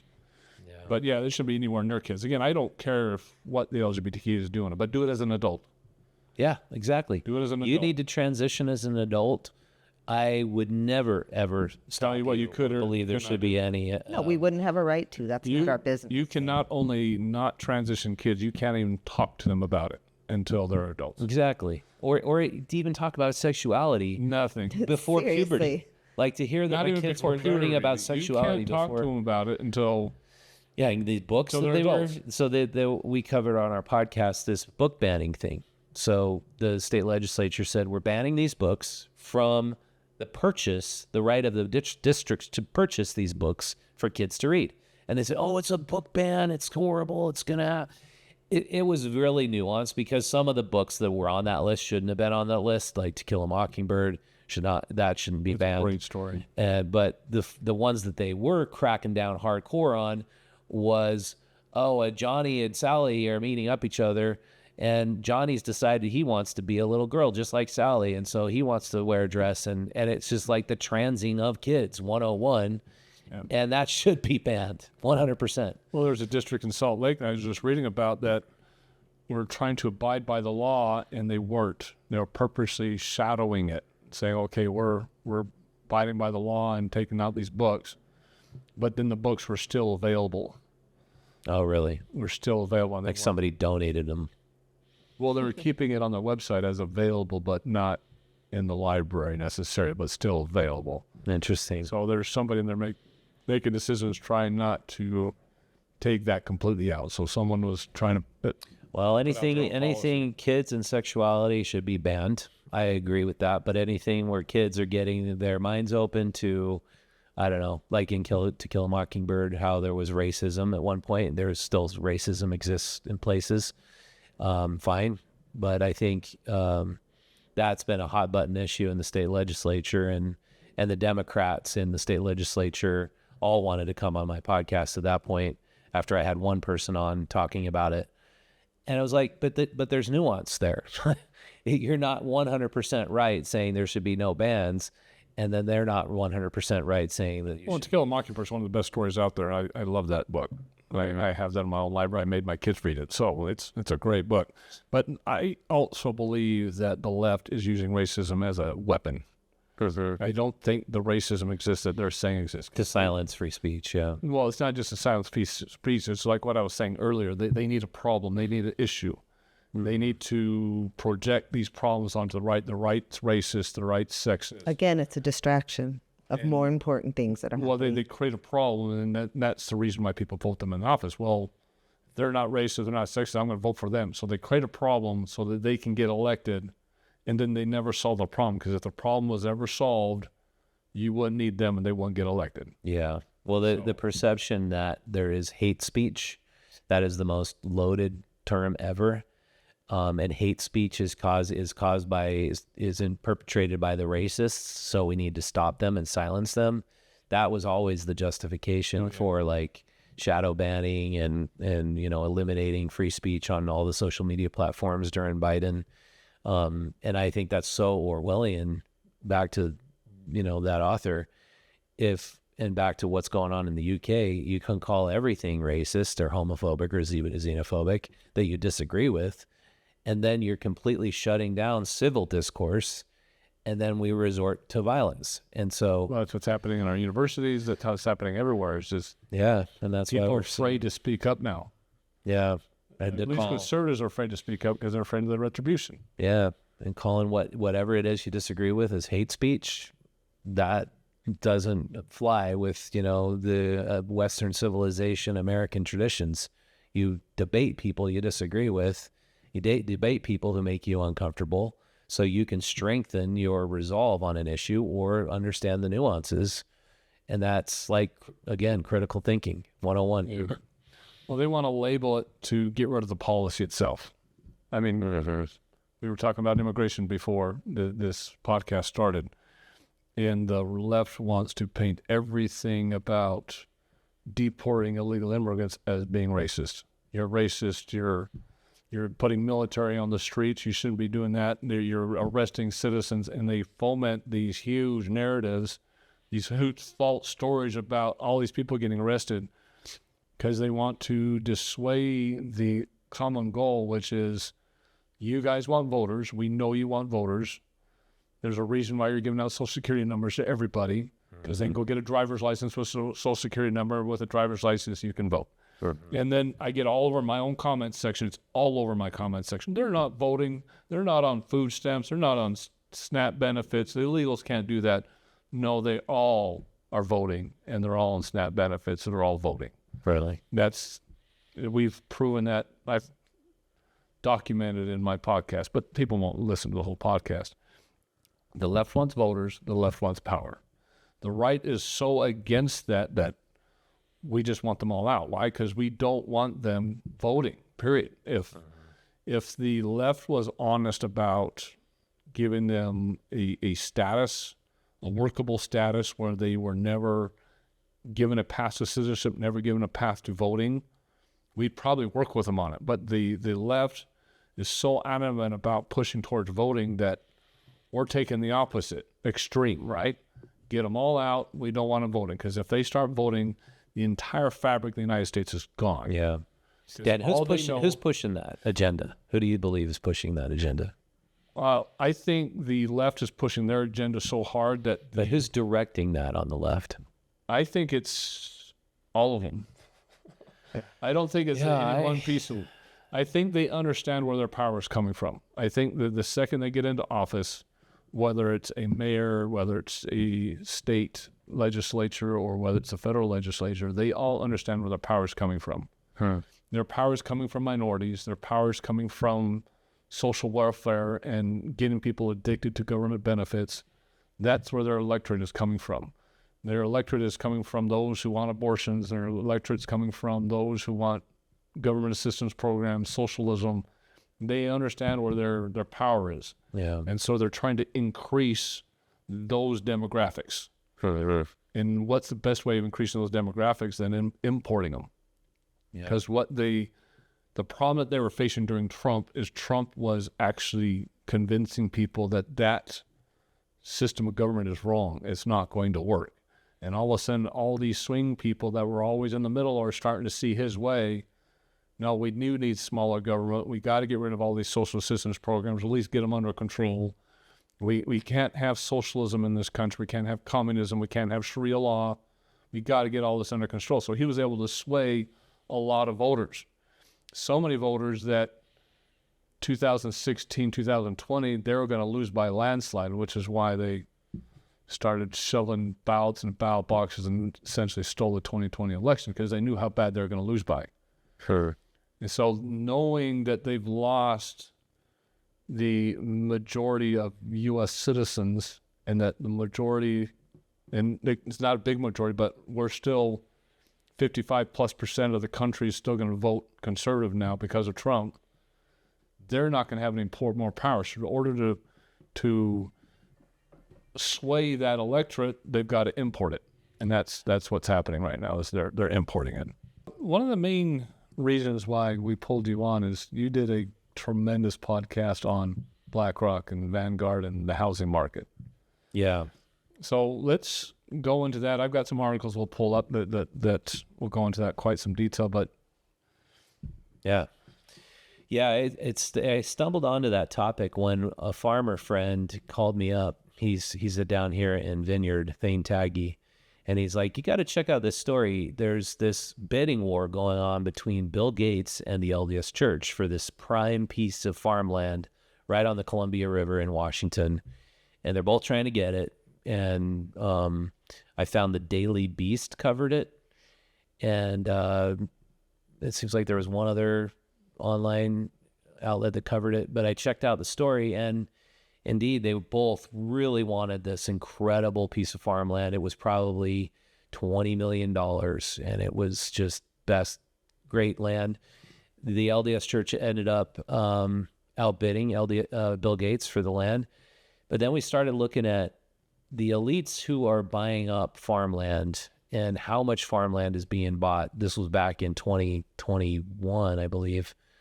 And it was crazy. It's like everybody was banking their money into land. And so we were seeing rural farm prices go way, way up. And I mean, I'm sure you've seen that here in Morgan and everywhere throughout Utah. And I was like, what's going on here? And obviously what was happening was everybody believed back then and today that the stock market's way overheated because we've had inflation, massive inflation. And so they're taking the yields on the money, on the cash, and trying to get rid of cash positions. And one of the safest things you can put your cash into is land, because it's a tangible asset. It'll go up in value. And then I saw BlackRock was doing it, buying up huge, enormous numbers of single-family homes. And I found out they were involved in 20% of the real estate deals in Salt Lake County during COVID. They were just buying up real estate left and right. And I was like, how is that legal to allow a giant mega corporation holding company to buy single-family homes and essentially drive out other buyers and reduce the supply? And then I found that BlackRock was one of the Federal Reserve had taken one of the biggest positions of any private company through BlackRock. And so they were printing money, writing these IOU notes, which had value, and using those IOU notes to buy up BlackRock stock and taking positions in BlackRock. So you go all the way down following the money trail. You get to the end of the trail and you find out our Federal Reserve is buying up BlackRock, which is buying up single family homes, which is making housing prices less affordable for average Americans. Why are we facilitating that exchange? And I just asked that question. I don't have an answer other than I followed the money trail, but crazy. It's just kind of crazy when you follow. Well, that's a big problem because the housing market has gone so expensive. It's pricing the 20-year-olds completely out. And now we got a complete 20-year population that says, well, let's vote in socialism. Let's completely change our government. Why? Because I can't afford a house. Yeah. And that's their answer. And they don't look at this country, how vast and wide it is. There's plenty of land. They don't need to own everything. You could buy a piece of dirt and build something on it. But instead, let's just let them have all the power. Yeah, and so even when we were in the county elections in Davis County here in Utah, we were always talking to the county commissioner, and he was telling us how much housing was being bought up by Vanguard and BlackRock, and there's a few others that are just buying up properties like crazy. And they're self-appraising because they own so much land that they can almost self-appraise their own houses, and that increases the property values everywhere and increases what they own and the value of the land that they own, which prices people out. And then they try to rent these, and then the rental prices start going up. But the biggest problem, and it points it out in one of these articles I want to point out, is one, a no more homeowner is trying to compete on a single house purchase. The seller is going to take the best offer. So if I'm a buyer and I'm saying, well, I've got to qualify for a loan, so my offer is contingent on financing, it's contingent on due diligence, looking back into it, surveys, whatever they want to do, that's part of a normal real estate purchase contract. And then a big corporation comes in and outbids you by 20, 30 grand, also says, I'm going to do a cash offer and no contingencies whatsoever. I'll give you the money. I can close in 2 days. Which offer is the seller going to take? Yeah. And that's the problem, is now people are getting, common homeowners are just getting priced out of the market and just being out offered because they have just so much money. They have trillions of dollars. They're wanting to diversify that money so it's not all in stocks and bonds and all these other kind of stuff. They're saying, well, we have so much money in stocks, we have so much money in bonds, we have so much money in U.S. securities, we still have more money. What are we going to do with all this? Yeah. And then they just start buying up real estate like crazy. The funny thing about that, I'm going to point to this article, and you can give me your opinion of it. This is BlackRock's own website. Own website. We want to make perfectly clear, as you can see, large, bold, BlackRock is not buying individual houses in the U.S. A number of other large asset managers and private equity firms are very active today in purchasing single-family residences. BlackRock is sometimes confused with them. As a fiduciary asset manager, we invest and manage capital on behalf of our clients in a vast array of public and private U.S. real estate markets. but buying individual homes is not one of them. Yeah. But they own the companies that do it. But they own the companies that are doing it. Yeah. So you And don't, the problem is they're mixing words, because they're saying we're not buying individual homes, but what they're doing is there's these individual investment firms that are compiling them into large quantities vehicles of houses, and then they sell them in bulk to BlackRock. So all these small investment firms, to make money, will go and buy 100 houses, put them together into a big old tranche of 100 houses, and BlackRock will come and buy them. Yeah. And then So they're not buying the individual home, but they're buying all of them in a chunk. It's the same thing. Yeah, and I was trying to learn more about how much they had done in Utah.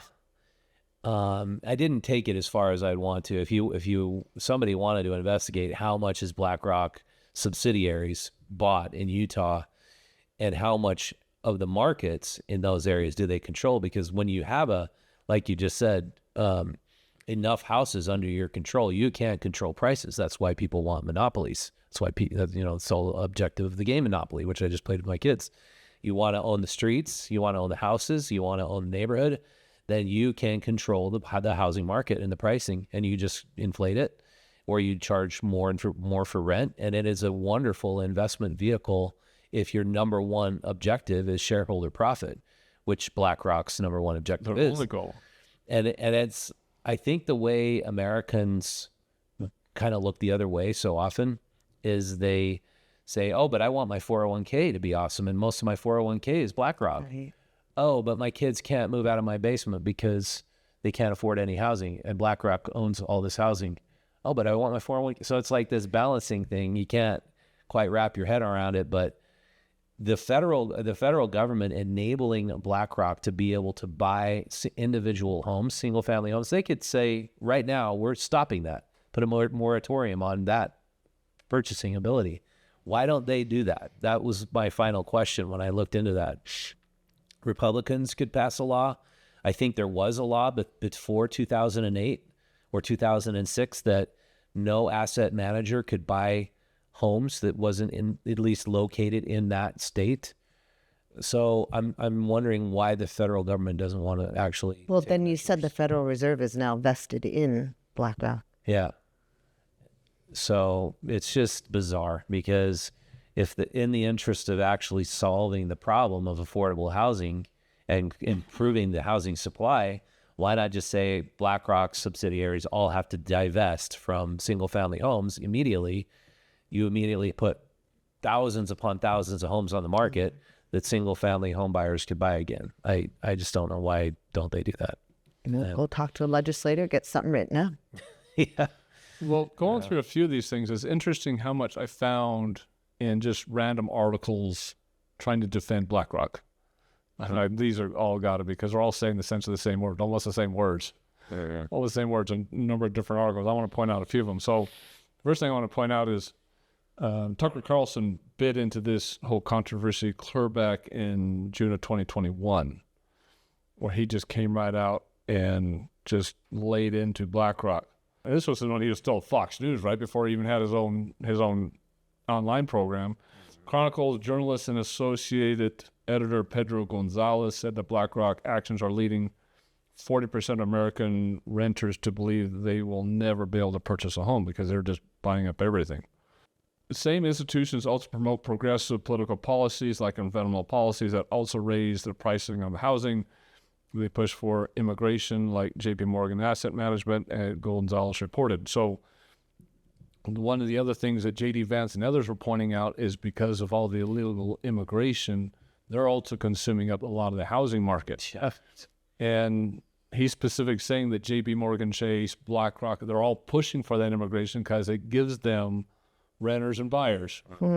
Renters and buyers are willing to pay what they're willing to spend for it because they're just desperate to get into something. And primarily what they're wanting is the renters, because they can hold on to an asset that appreciates. So they're making money because the asset's appreciation, plus they have a monthly payment showing up every single month that Free. is just profit to them, right? Just solid profit because they own the house outright. They had the cash anyway. They had to put it somewhere. It's gaining value. It's not like a normal landlord that's may or may not own the house, but may have a mortgage on it, barely making a little margin between the mortgage and what he's renting it for, and they have a lot of competition.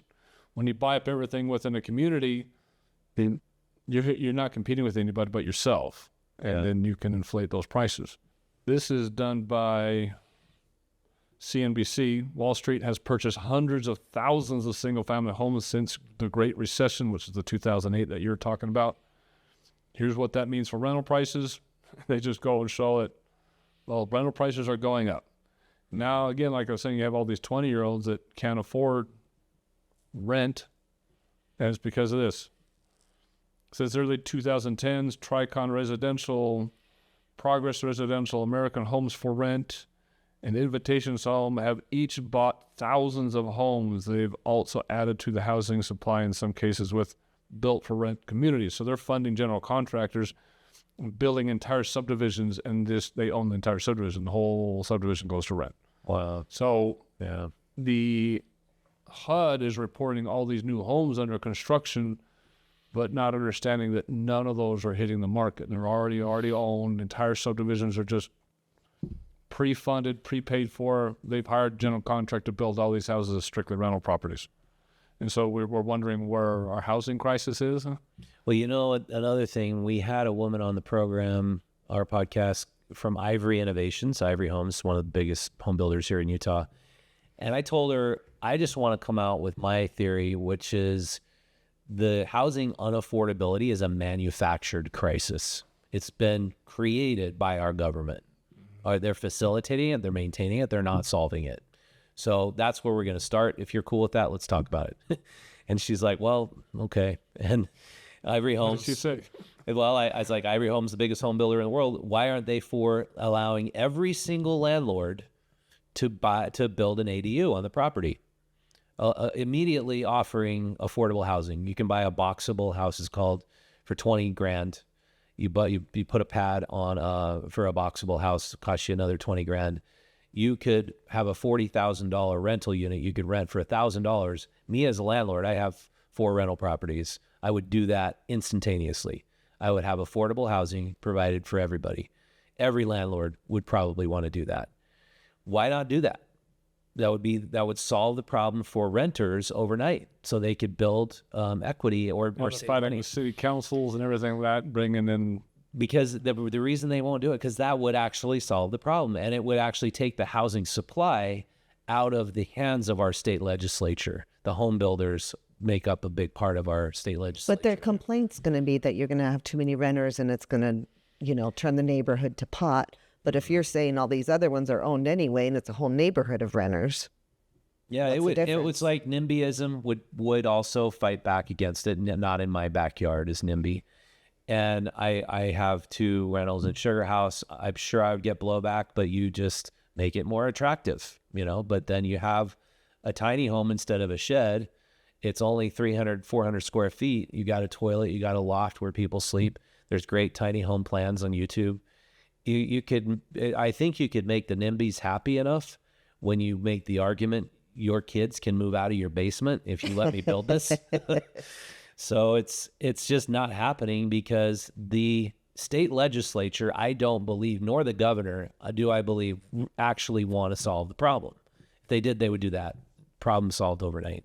Or relax zoning laws, If we didn't have zoning laws, people would build whatever they feel like they used to be able to, and there'd be plenty of sheds for rent, Well, they go on here that say some of these companies are financed by private equity firms such as Blackstone, which a lot of people are confusing with BlackRock, but Blackstone. But they used to be together. No, they started by the same people. Blackstone is now a smaller group, but as well as Pretium Partners and Homes for Rent, these big companies, but they're compiling them and selling them up to BlackRock anyway. He's saying it's almost a captive market, says Jordan Ash, Director of Labor Jobs and Housing, the private equity stakeholder project. They've been very explicit about how people are shut out of the home buying market and are going to be perpetual renters, which is what they're all looking for, because that's just that permanent income that these big investment groups are wanting. The prices in some Sunbelt markets have outpaced national figures for rent inflation, according to research compiled by Zumber for CNBC. Between January 2020 and January 2023, rents for a 2-bed detached home increased about 44% in Tampa, 43% Phoenix, 35% Atlanta, as compared with a 24% increase nationwide. But I'm saying is, why is it even increasing 24%? That's a huge numbers. I mean, that's why we're pricing out the 20-year-olds. That's why they're screaming for socialism. Yeah. Yeah, it's like we're creating this problem, and unfortunately, Republicans are enabling it. They want to pretend they're the party for affordable housing. Well, prove it. Do something about it. You just don't see it. Yeah. Then this one here is from Business Insider. Wall Street firms like BlackRock are snapping up every single American home they can find, where they just said they weren't doing that. Here are 6 most important things to know about trend pricing. And I'm not going to go through all 6 of them, but the very first one is after the 2008 downturn where the housing market crashed, Wall Street saw an opportunity in the nation's housing market.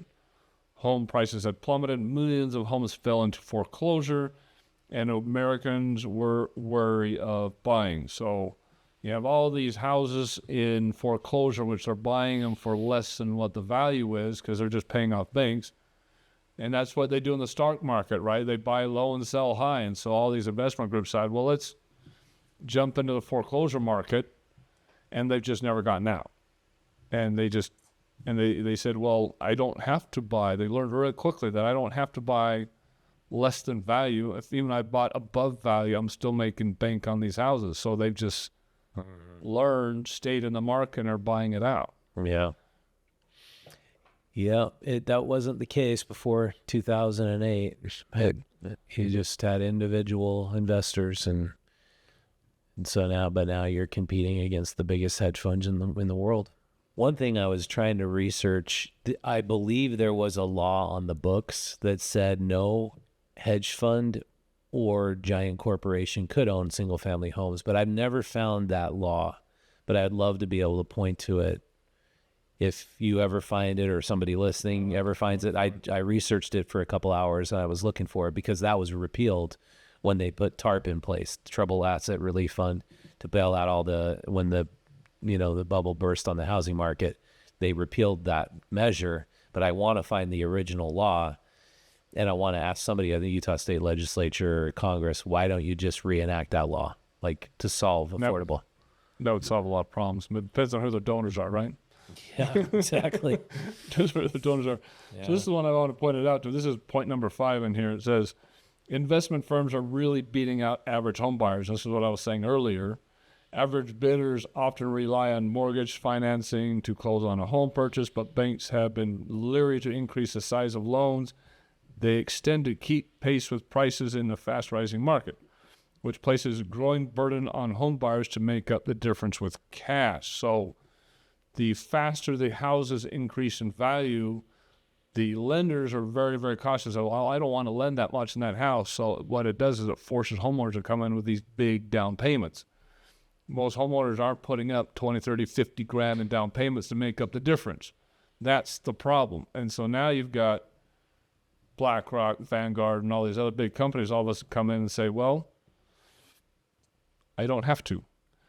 Major SFR companies have turned that situation to their advantage by offering to pay all cash up front and foregoing all other contingencies that can put them ahead of regular bidders, such as due diligence periods that are normally granted for home inspection before the property goes into contract.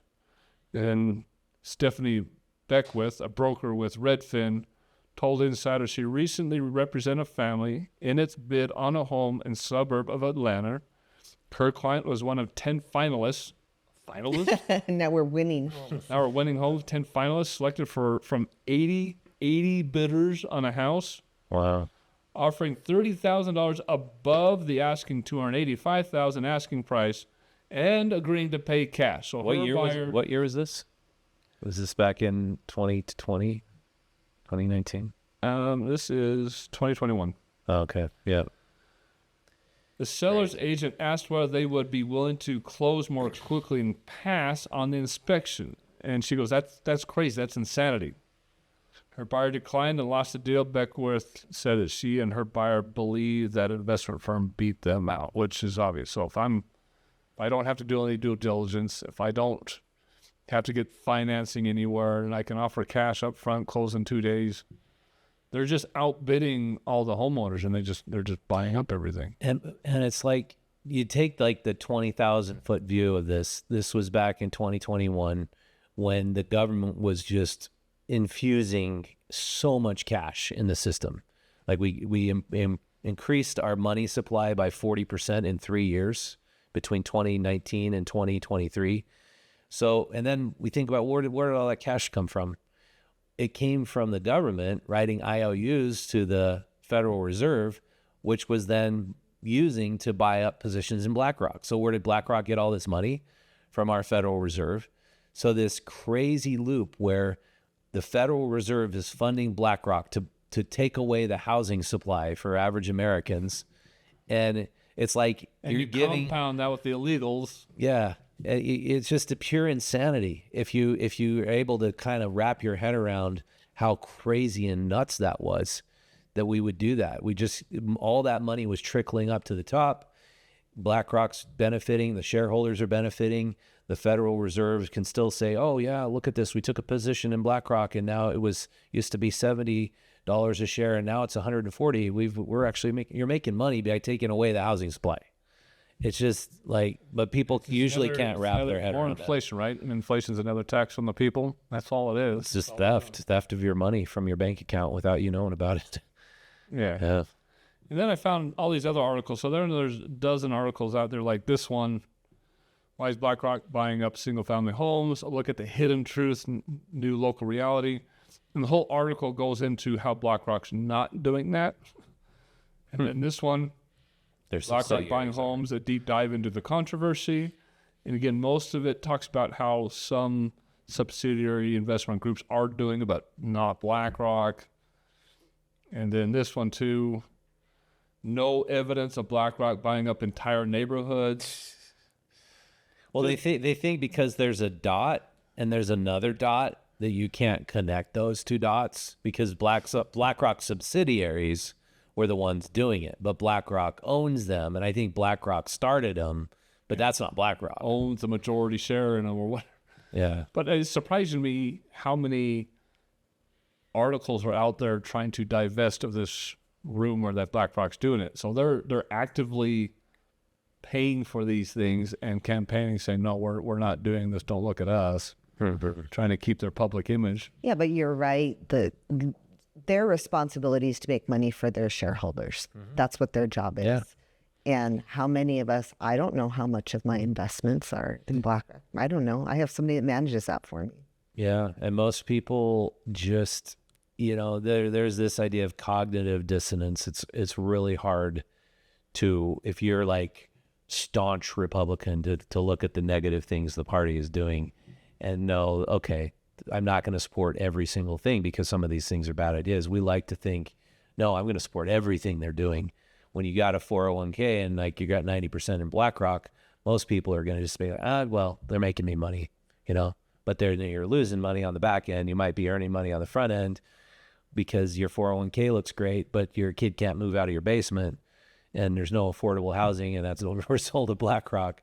People just can't maintain that level of cognitive dissonance with those two ideas, but it's true. And, they should, my son teaches real estate investment strategy. They write software for it. They teach people what to do in different economies, in different markets, and how you can take advantage of them. We took advantage in '08. We were, everything got it. My husband was in construction to top it off in '08. Wow. But we sold it was just magic. We sold a 5,000 square foot home in a short sale, immediately bought another short sale for a third of the price, sat on that and made bank on that to be where we're at now. Yeah. Because of using Yeah, we did well strategies. because we bought during COVID too. And now housing prices have inflated here in Utah by the equivalent of 5 years of normal years in the last 2 years. And so property we bought during COVID has gone up by like 30%, which is crazy. But how is that equity really valuable to the average person, if you're not going to sell, if you're not going to tap into that equity, pay inflated, interest rate on It's it. valuable to my kids. Well, the other part of that is, I guess it's having some wealth that you got socked away in equity, but it's like people still need to afford groceries and living expenses and energy costs and everything else out there, and that's all going up and up and up because our currency's being devalued and we're losing our.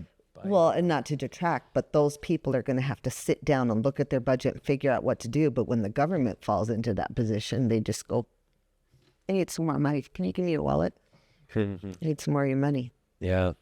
well, the other thing compounding this whole problem is the Fed. I mean, they just dropped 0.25% yesterday, day before yesterday.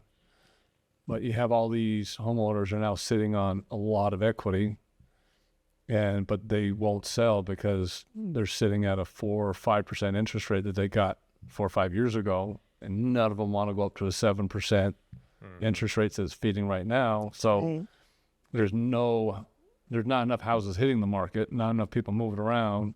Yeah. Too many illegals buying up whatever's available, BlackRock buying up everything else.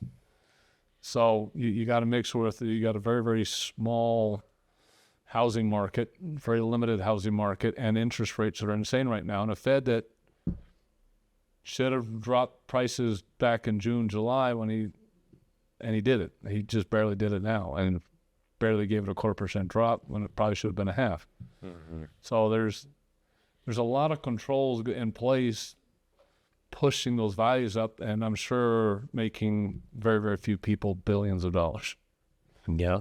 Yeah, it's just making the rich richer and the poor poorer and increasing the wealth gap in our country. And well, everybody is going to be on this podcast saying, well, you guys have pointed out the problem. What's the solution?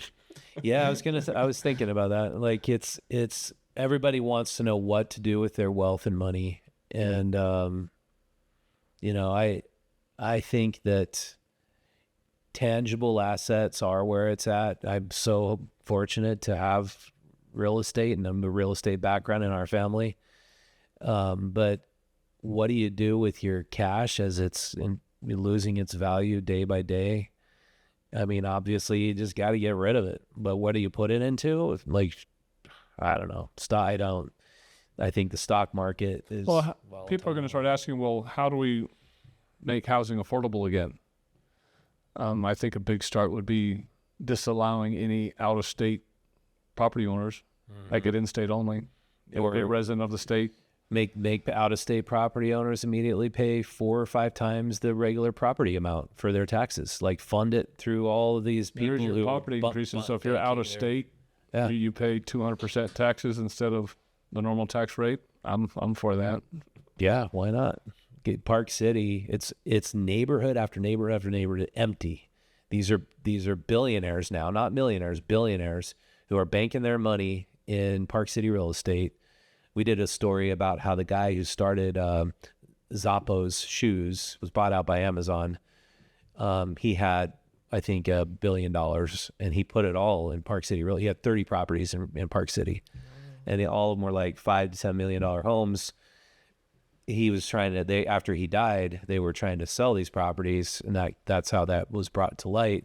But multiply that by most of the billionaires in the United States, and that's why nobody is actually ever home in Park City, and you got these giant mansions everywhere. It's just a real problem, but we could solve it, of course, but they don't want to solve it because who controls the politicians, the billionaires who bank their money in Park City? Yeah, I like that idea. Is either I'll talk to some politicians and we'll have either fun. make it Give us some so ideas. they can't own property if you're out of state, or double or triple the property taxes if you're from out of state. Yeah, you're right. Like if you're buying a cemetery plot, if you're within that city limits, there's a price for you. And if you're outside those city limits, it's easily quadruple the price. Is it? Mm-hmm. Yeah, out of state tuition. Instead of increasing the property taxes of all these elderly people that went to that exactly county, you could freeze it for them. Freeze them for them and no property taxes for them, and all the out-of-staters pay. Yeah. Yeah, and then everybody'd start putting their houses in their grandparents' name so they don't have to pay taxes. Yeah. You're always going to find nefarious when you find anything good. You're always going to find people who want to take it to their, take advantage of it, but they'll just have to prove primary residence. And it's have to be just one home. I mean, if I don't have paid taxes on my primary residence. Yeah. But if I'm a wealthy 70-year-old, 80-year-old that has 4 homes, I'm paying taxes on the rest of them. Yeah. Yeah, I can pay taxes on my rental properties because that's my like primary income. But on my primary residence, you know, I live here. I don't live out of state, and give me that break. But yeah, I kind of learned in reporting there's solutions, clear solutions to a lot of problems, very clear. Like the Other Side Academy for homelessness and housing. The politicians aren't interested in solving the problems. If they were, they'd look at these clear solutions and they'd implement them. Some of them may be interested, but just can't get enough from everybody else because it takes a lot of politicians to get one little Yeah, the whole system is too corrupt to make a meaningful change if you're one person. But if you, I don't know, form a coalition, start an affordable housing coalition and just ask every single state legislator, why don't you vote for at least the ADU law, if not banning BlackRock from owning any homes in our communities? Why don't you do that tomorrow if you're actually for affordable housing? And just put their feet to the fire. I think that's something. Well, the main issue is takes too many of us voters to influence them because it's easy for a politician to ignore 50 people. Yeah. They're not paying attention. They can't ignore several thousand. That's a big voter block, right? But they can ignore 50. Like, well, how many podcasters you know? We should just have a podcaster coalition. There we put go. all of the state legislators on the program. Ask them, why don't you vote for this? Yeah. We try to get as many out as we can, but yeah, it's work. It takes time and effort and energy, but I think if you it's where those listeners out there listening to us, you've got to start coming together and voting for the same thing because it takes a lot of us. Yeah. Thousands of us to influence a single politician. And watch the local podcasts because you're not going to change the minds of the people in Washington, D.C., but you get informed and aware of the people and the issues within your circle of influence. You can actually make a difference. I point that out in our magazine since we started it.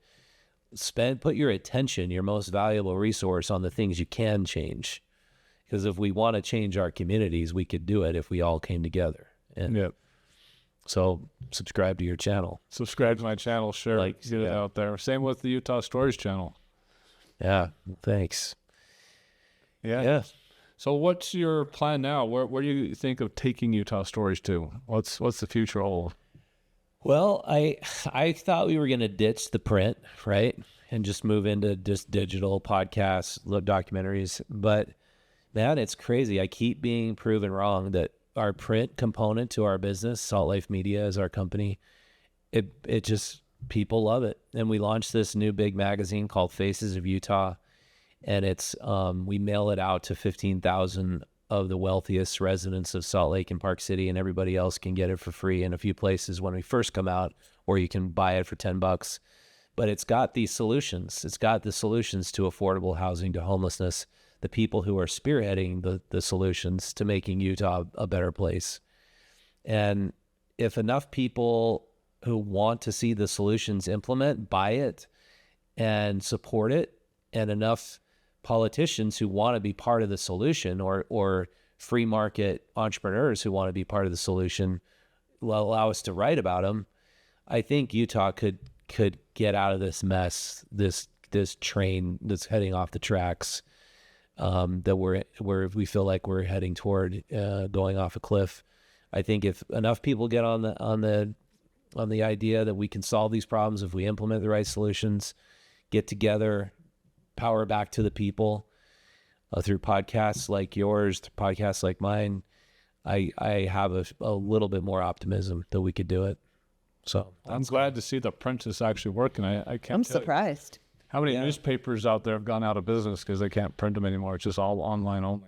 I think it's like I always point out the technocrats are censoring everything. You're being censored on YouTube. We're being censored on Instagram, Twitter, or X now.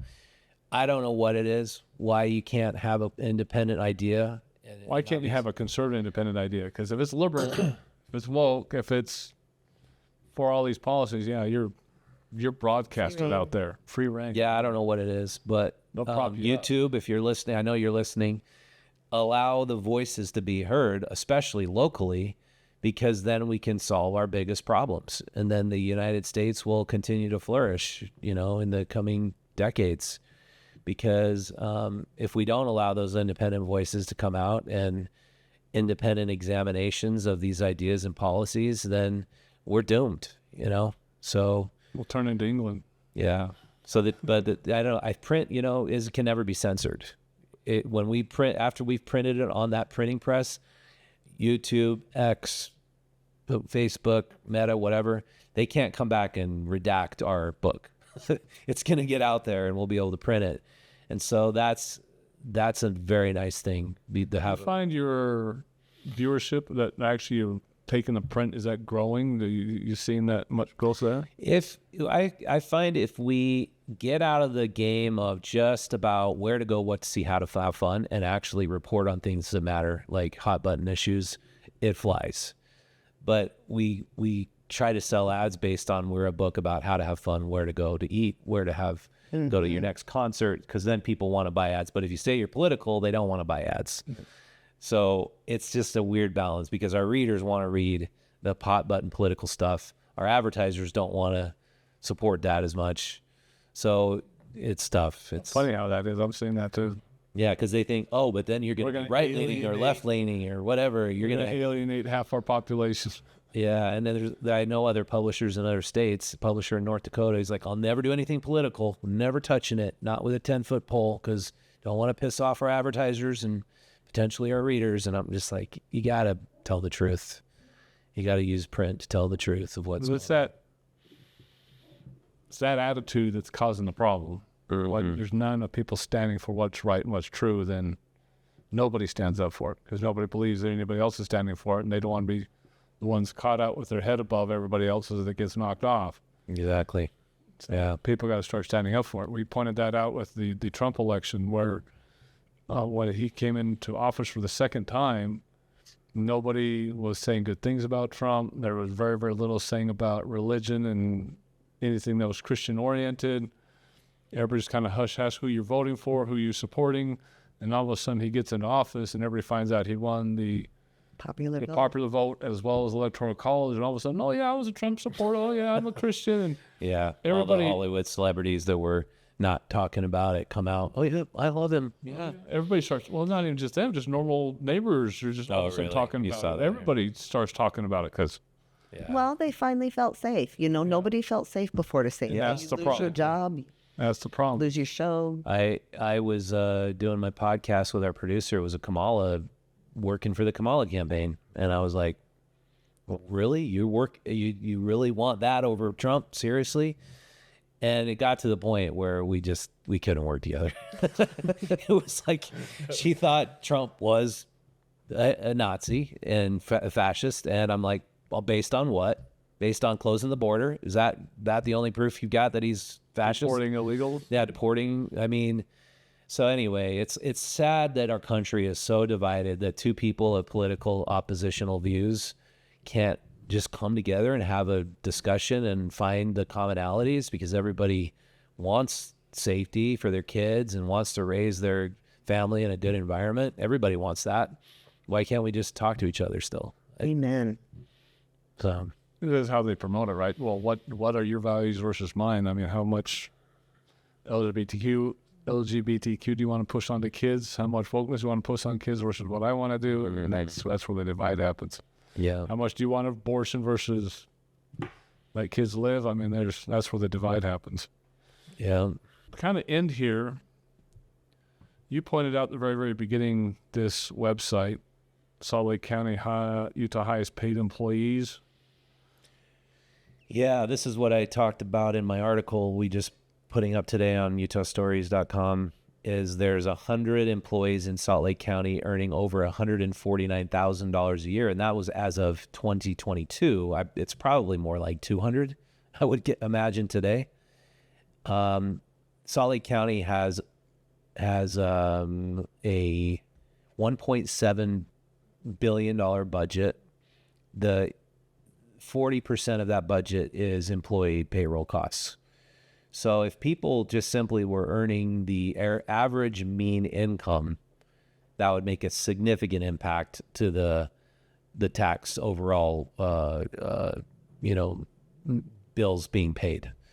And so why doesn't the county look at reducing their payroll? I don't see any problem with that. If just take the average income in your city and your county, and that's what you make. You want to make more, then you increase the average wage of everybody else too. That should be done in the federal government too, because I mean, it doesn't matter if the government shuts down or not. They get their paychecks. They can elect and vote in their own raises all the time. If they were required to make the average wage of their district, and that's all they were able to make, you'd get people like you being elected. Get people make a lot better. Career politicians. Yeah, career politicians. I mean, that's insane. The same thing for the school districts. I mean, if you got school districts where the board, the school district, they had to make the same exact amount as the teachers, or the average of their teachers, or the average of the parents who are sending their kids to the schools. Yeah. Well, even just if they just did it with the teachers, right? Yeah. If that would be great. If the average of all the teachers are $65,000, $70,000, which is the average for teachers, if everybody in the school district, everybody in administration had to make the average, guess what? Teacher salaries would go up. And you'd quit losing quickly. teachers to admin. Yeah, that's right. Teacher salaries would go up really, See, really you know quickly. the solutions. You know the solutions to these problems. But would they ever get implemented? That might be one that could, because I guess the teacher unions would probably Well, we'd have to get rid of that back. Yeah. because they get a lot of the money and somehow get it filtered to them. But if you made everybody in the district, all the principals, all the district administrations, okay, you can't make anything more than the average teacher. Let's see how fast those wages I go found up. my kid's principal on that list when we did a whole investigation why they were closing Eastwood School. The Granite School District closed 10 schools, and they all said because it's not enough kids are being born and we have demographics and blah blah blah. But then I found American Prep Academy, where I send my daughter now, has now 7 campuses, and they're blowing up. Everybody wants to send their kids there because they're non-woke and they're very conservative. I pointed that out, and that has very, very little to do with it. We're doing a great job. We have some of the best schools in Utah, but we've closed 10 of them because we. Weren't you telling me some investigation about Granite School District that you did a big study on? Yeah, so we've conducted this investigation for a month and a half, and we nailed down the right questions that were starting to make them very uncomfortable, especially the salaries of the administrators, because they were claiming they had the lowest administrative costs in the state, Granite School District. And I said, but I'm on your open payrolls, and I'm seeing, like the county, I'm seeing 100 people who are earning over $200,000 a year within your administration. Are you counting all those people or not? I asked that question. The guy didn't get back to me for a week. Oh, we decided we're not closing Eastwood School. We're going to keep it open. We decided there was too much pressure from parents who were really upset about it. And I'm like, okay. What? Still didn't answer the question. Yeah, he still didn't answer the question. Like, but yeah, it's we're still really low admin costs. So we're gonna do a grandma request as the next step, and get their actual payrolls, go through it. They're claiming to be the lowest in the state. What is their admin cost per student? Because they're claiming it's like $100. I don't buy it. I'm not buying it. Show me how you did that math. How are you justifying exclusion of certain employees? Yeah. We're not counting these ones. I don't think they're counting all the people in the building. The admin or administrator, they're probably calling them executives, not administrators or something like that. You know, some fancy terminology, not have to include them in the paperwork, right? Interesting. Yeah. Well, you'll find him on Utah Stories, and your other podcast was what again? Faces of Utah. Faces of Utah. So Utah Stories and Faces of Utah on YouTube. And where else are you guys found? We do a lot only on Instagram. That just happened to be the platform where we kind of took off. We Utah Stories on Instagram. We got. How do they get a hold of your magazines? Best to go to utahstories.com and just subscribe. We've got now, I'd say more than probably 10 dozen subscribers, more than 100 subscribers, which is for a free magazine is great. Is this a weekly, monthly? What is It's monthly. monthly? And then you can pick it up in Sugar House, downtown Salt Lake, Mill Creek Holidays. Just any really cool locally owned business usually has it.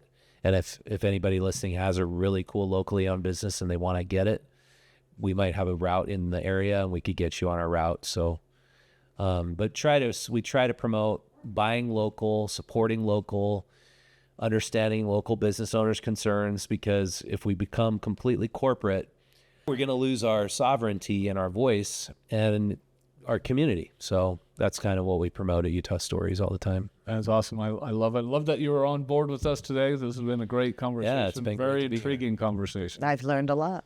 Yeah. Well, thanks, guys. So look forward to additional episodes coming up here at God and Country. Again, ICE and Border Patrol still coming up. They're getting their funding put in place so they can get here.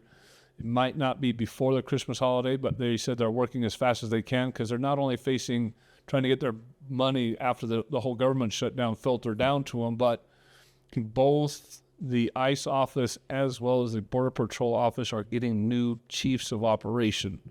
So they said we might have to wait till the new chief gets into, and then the new chief will come and do the podcast. So that's what they're telling us right now, is they might have the brand new chiefs come in and do the podcast, which would be cool. So, but they're still for sure coming in, so don't think we're slacking there at all. Again, Mike Lee looking to try to get us on his schedule, as well as Senator or Representative Mike Kennedy as well. All coming up on God and Country. Again, like, subscribe, and share us. Please help us get out there, get us past the whole conservative media YouTube suppression problem. This is God and Country, and we'll catch you on the next video. Merry Christmas.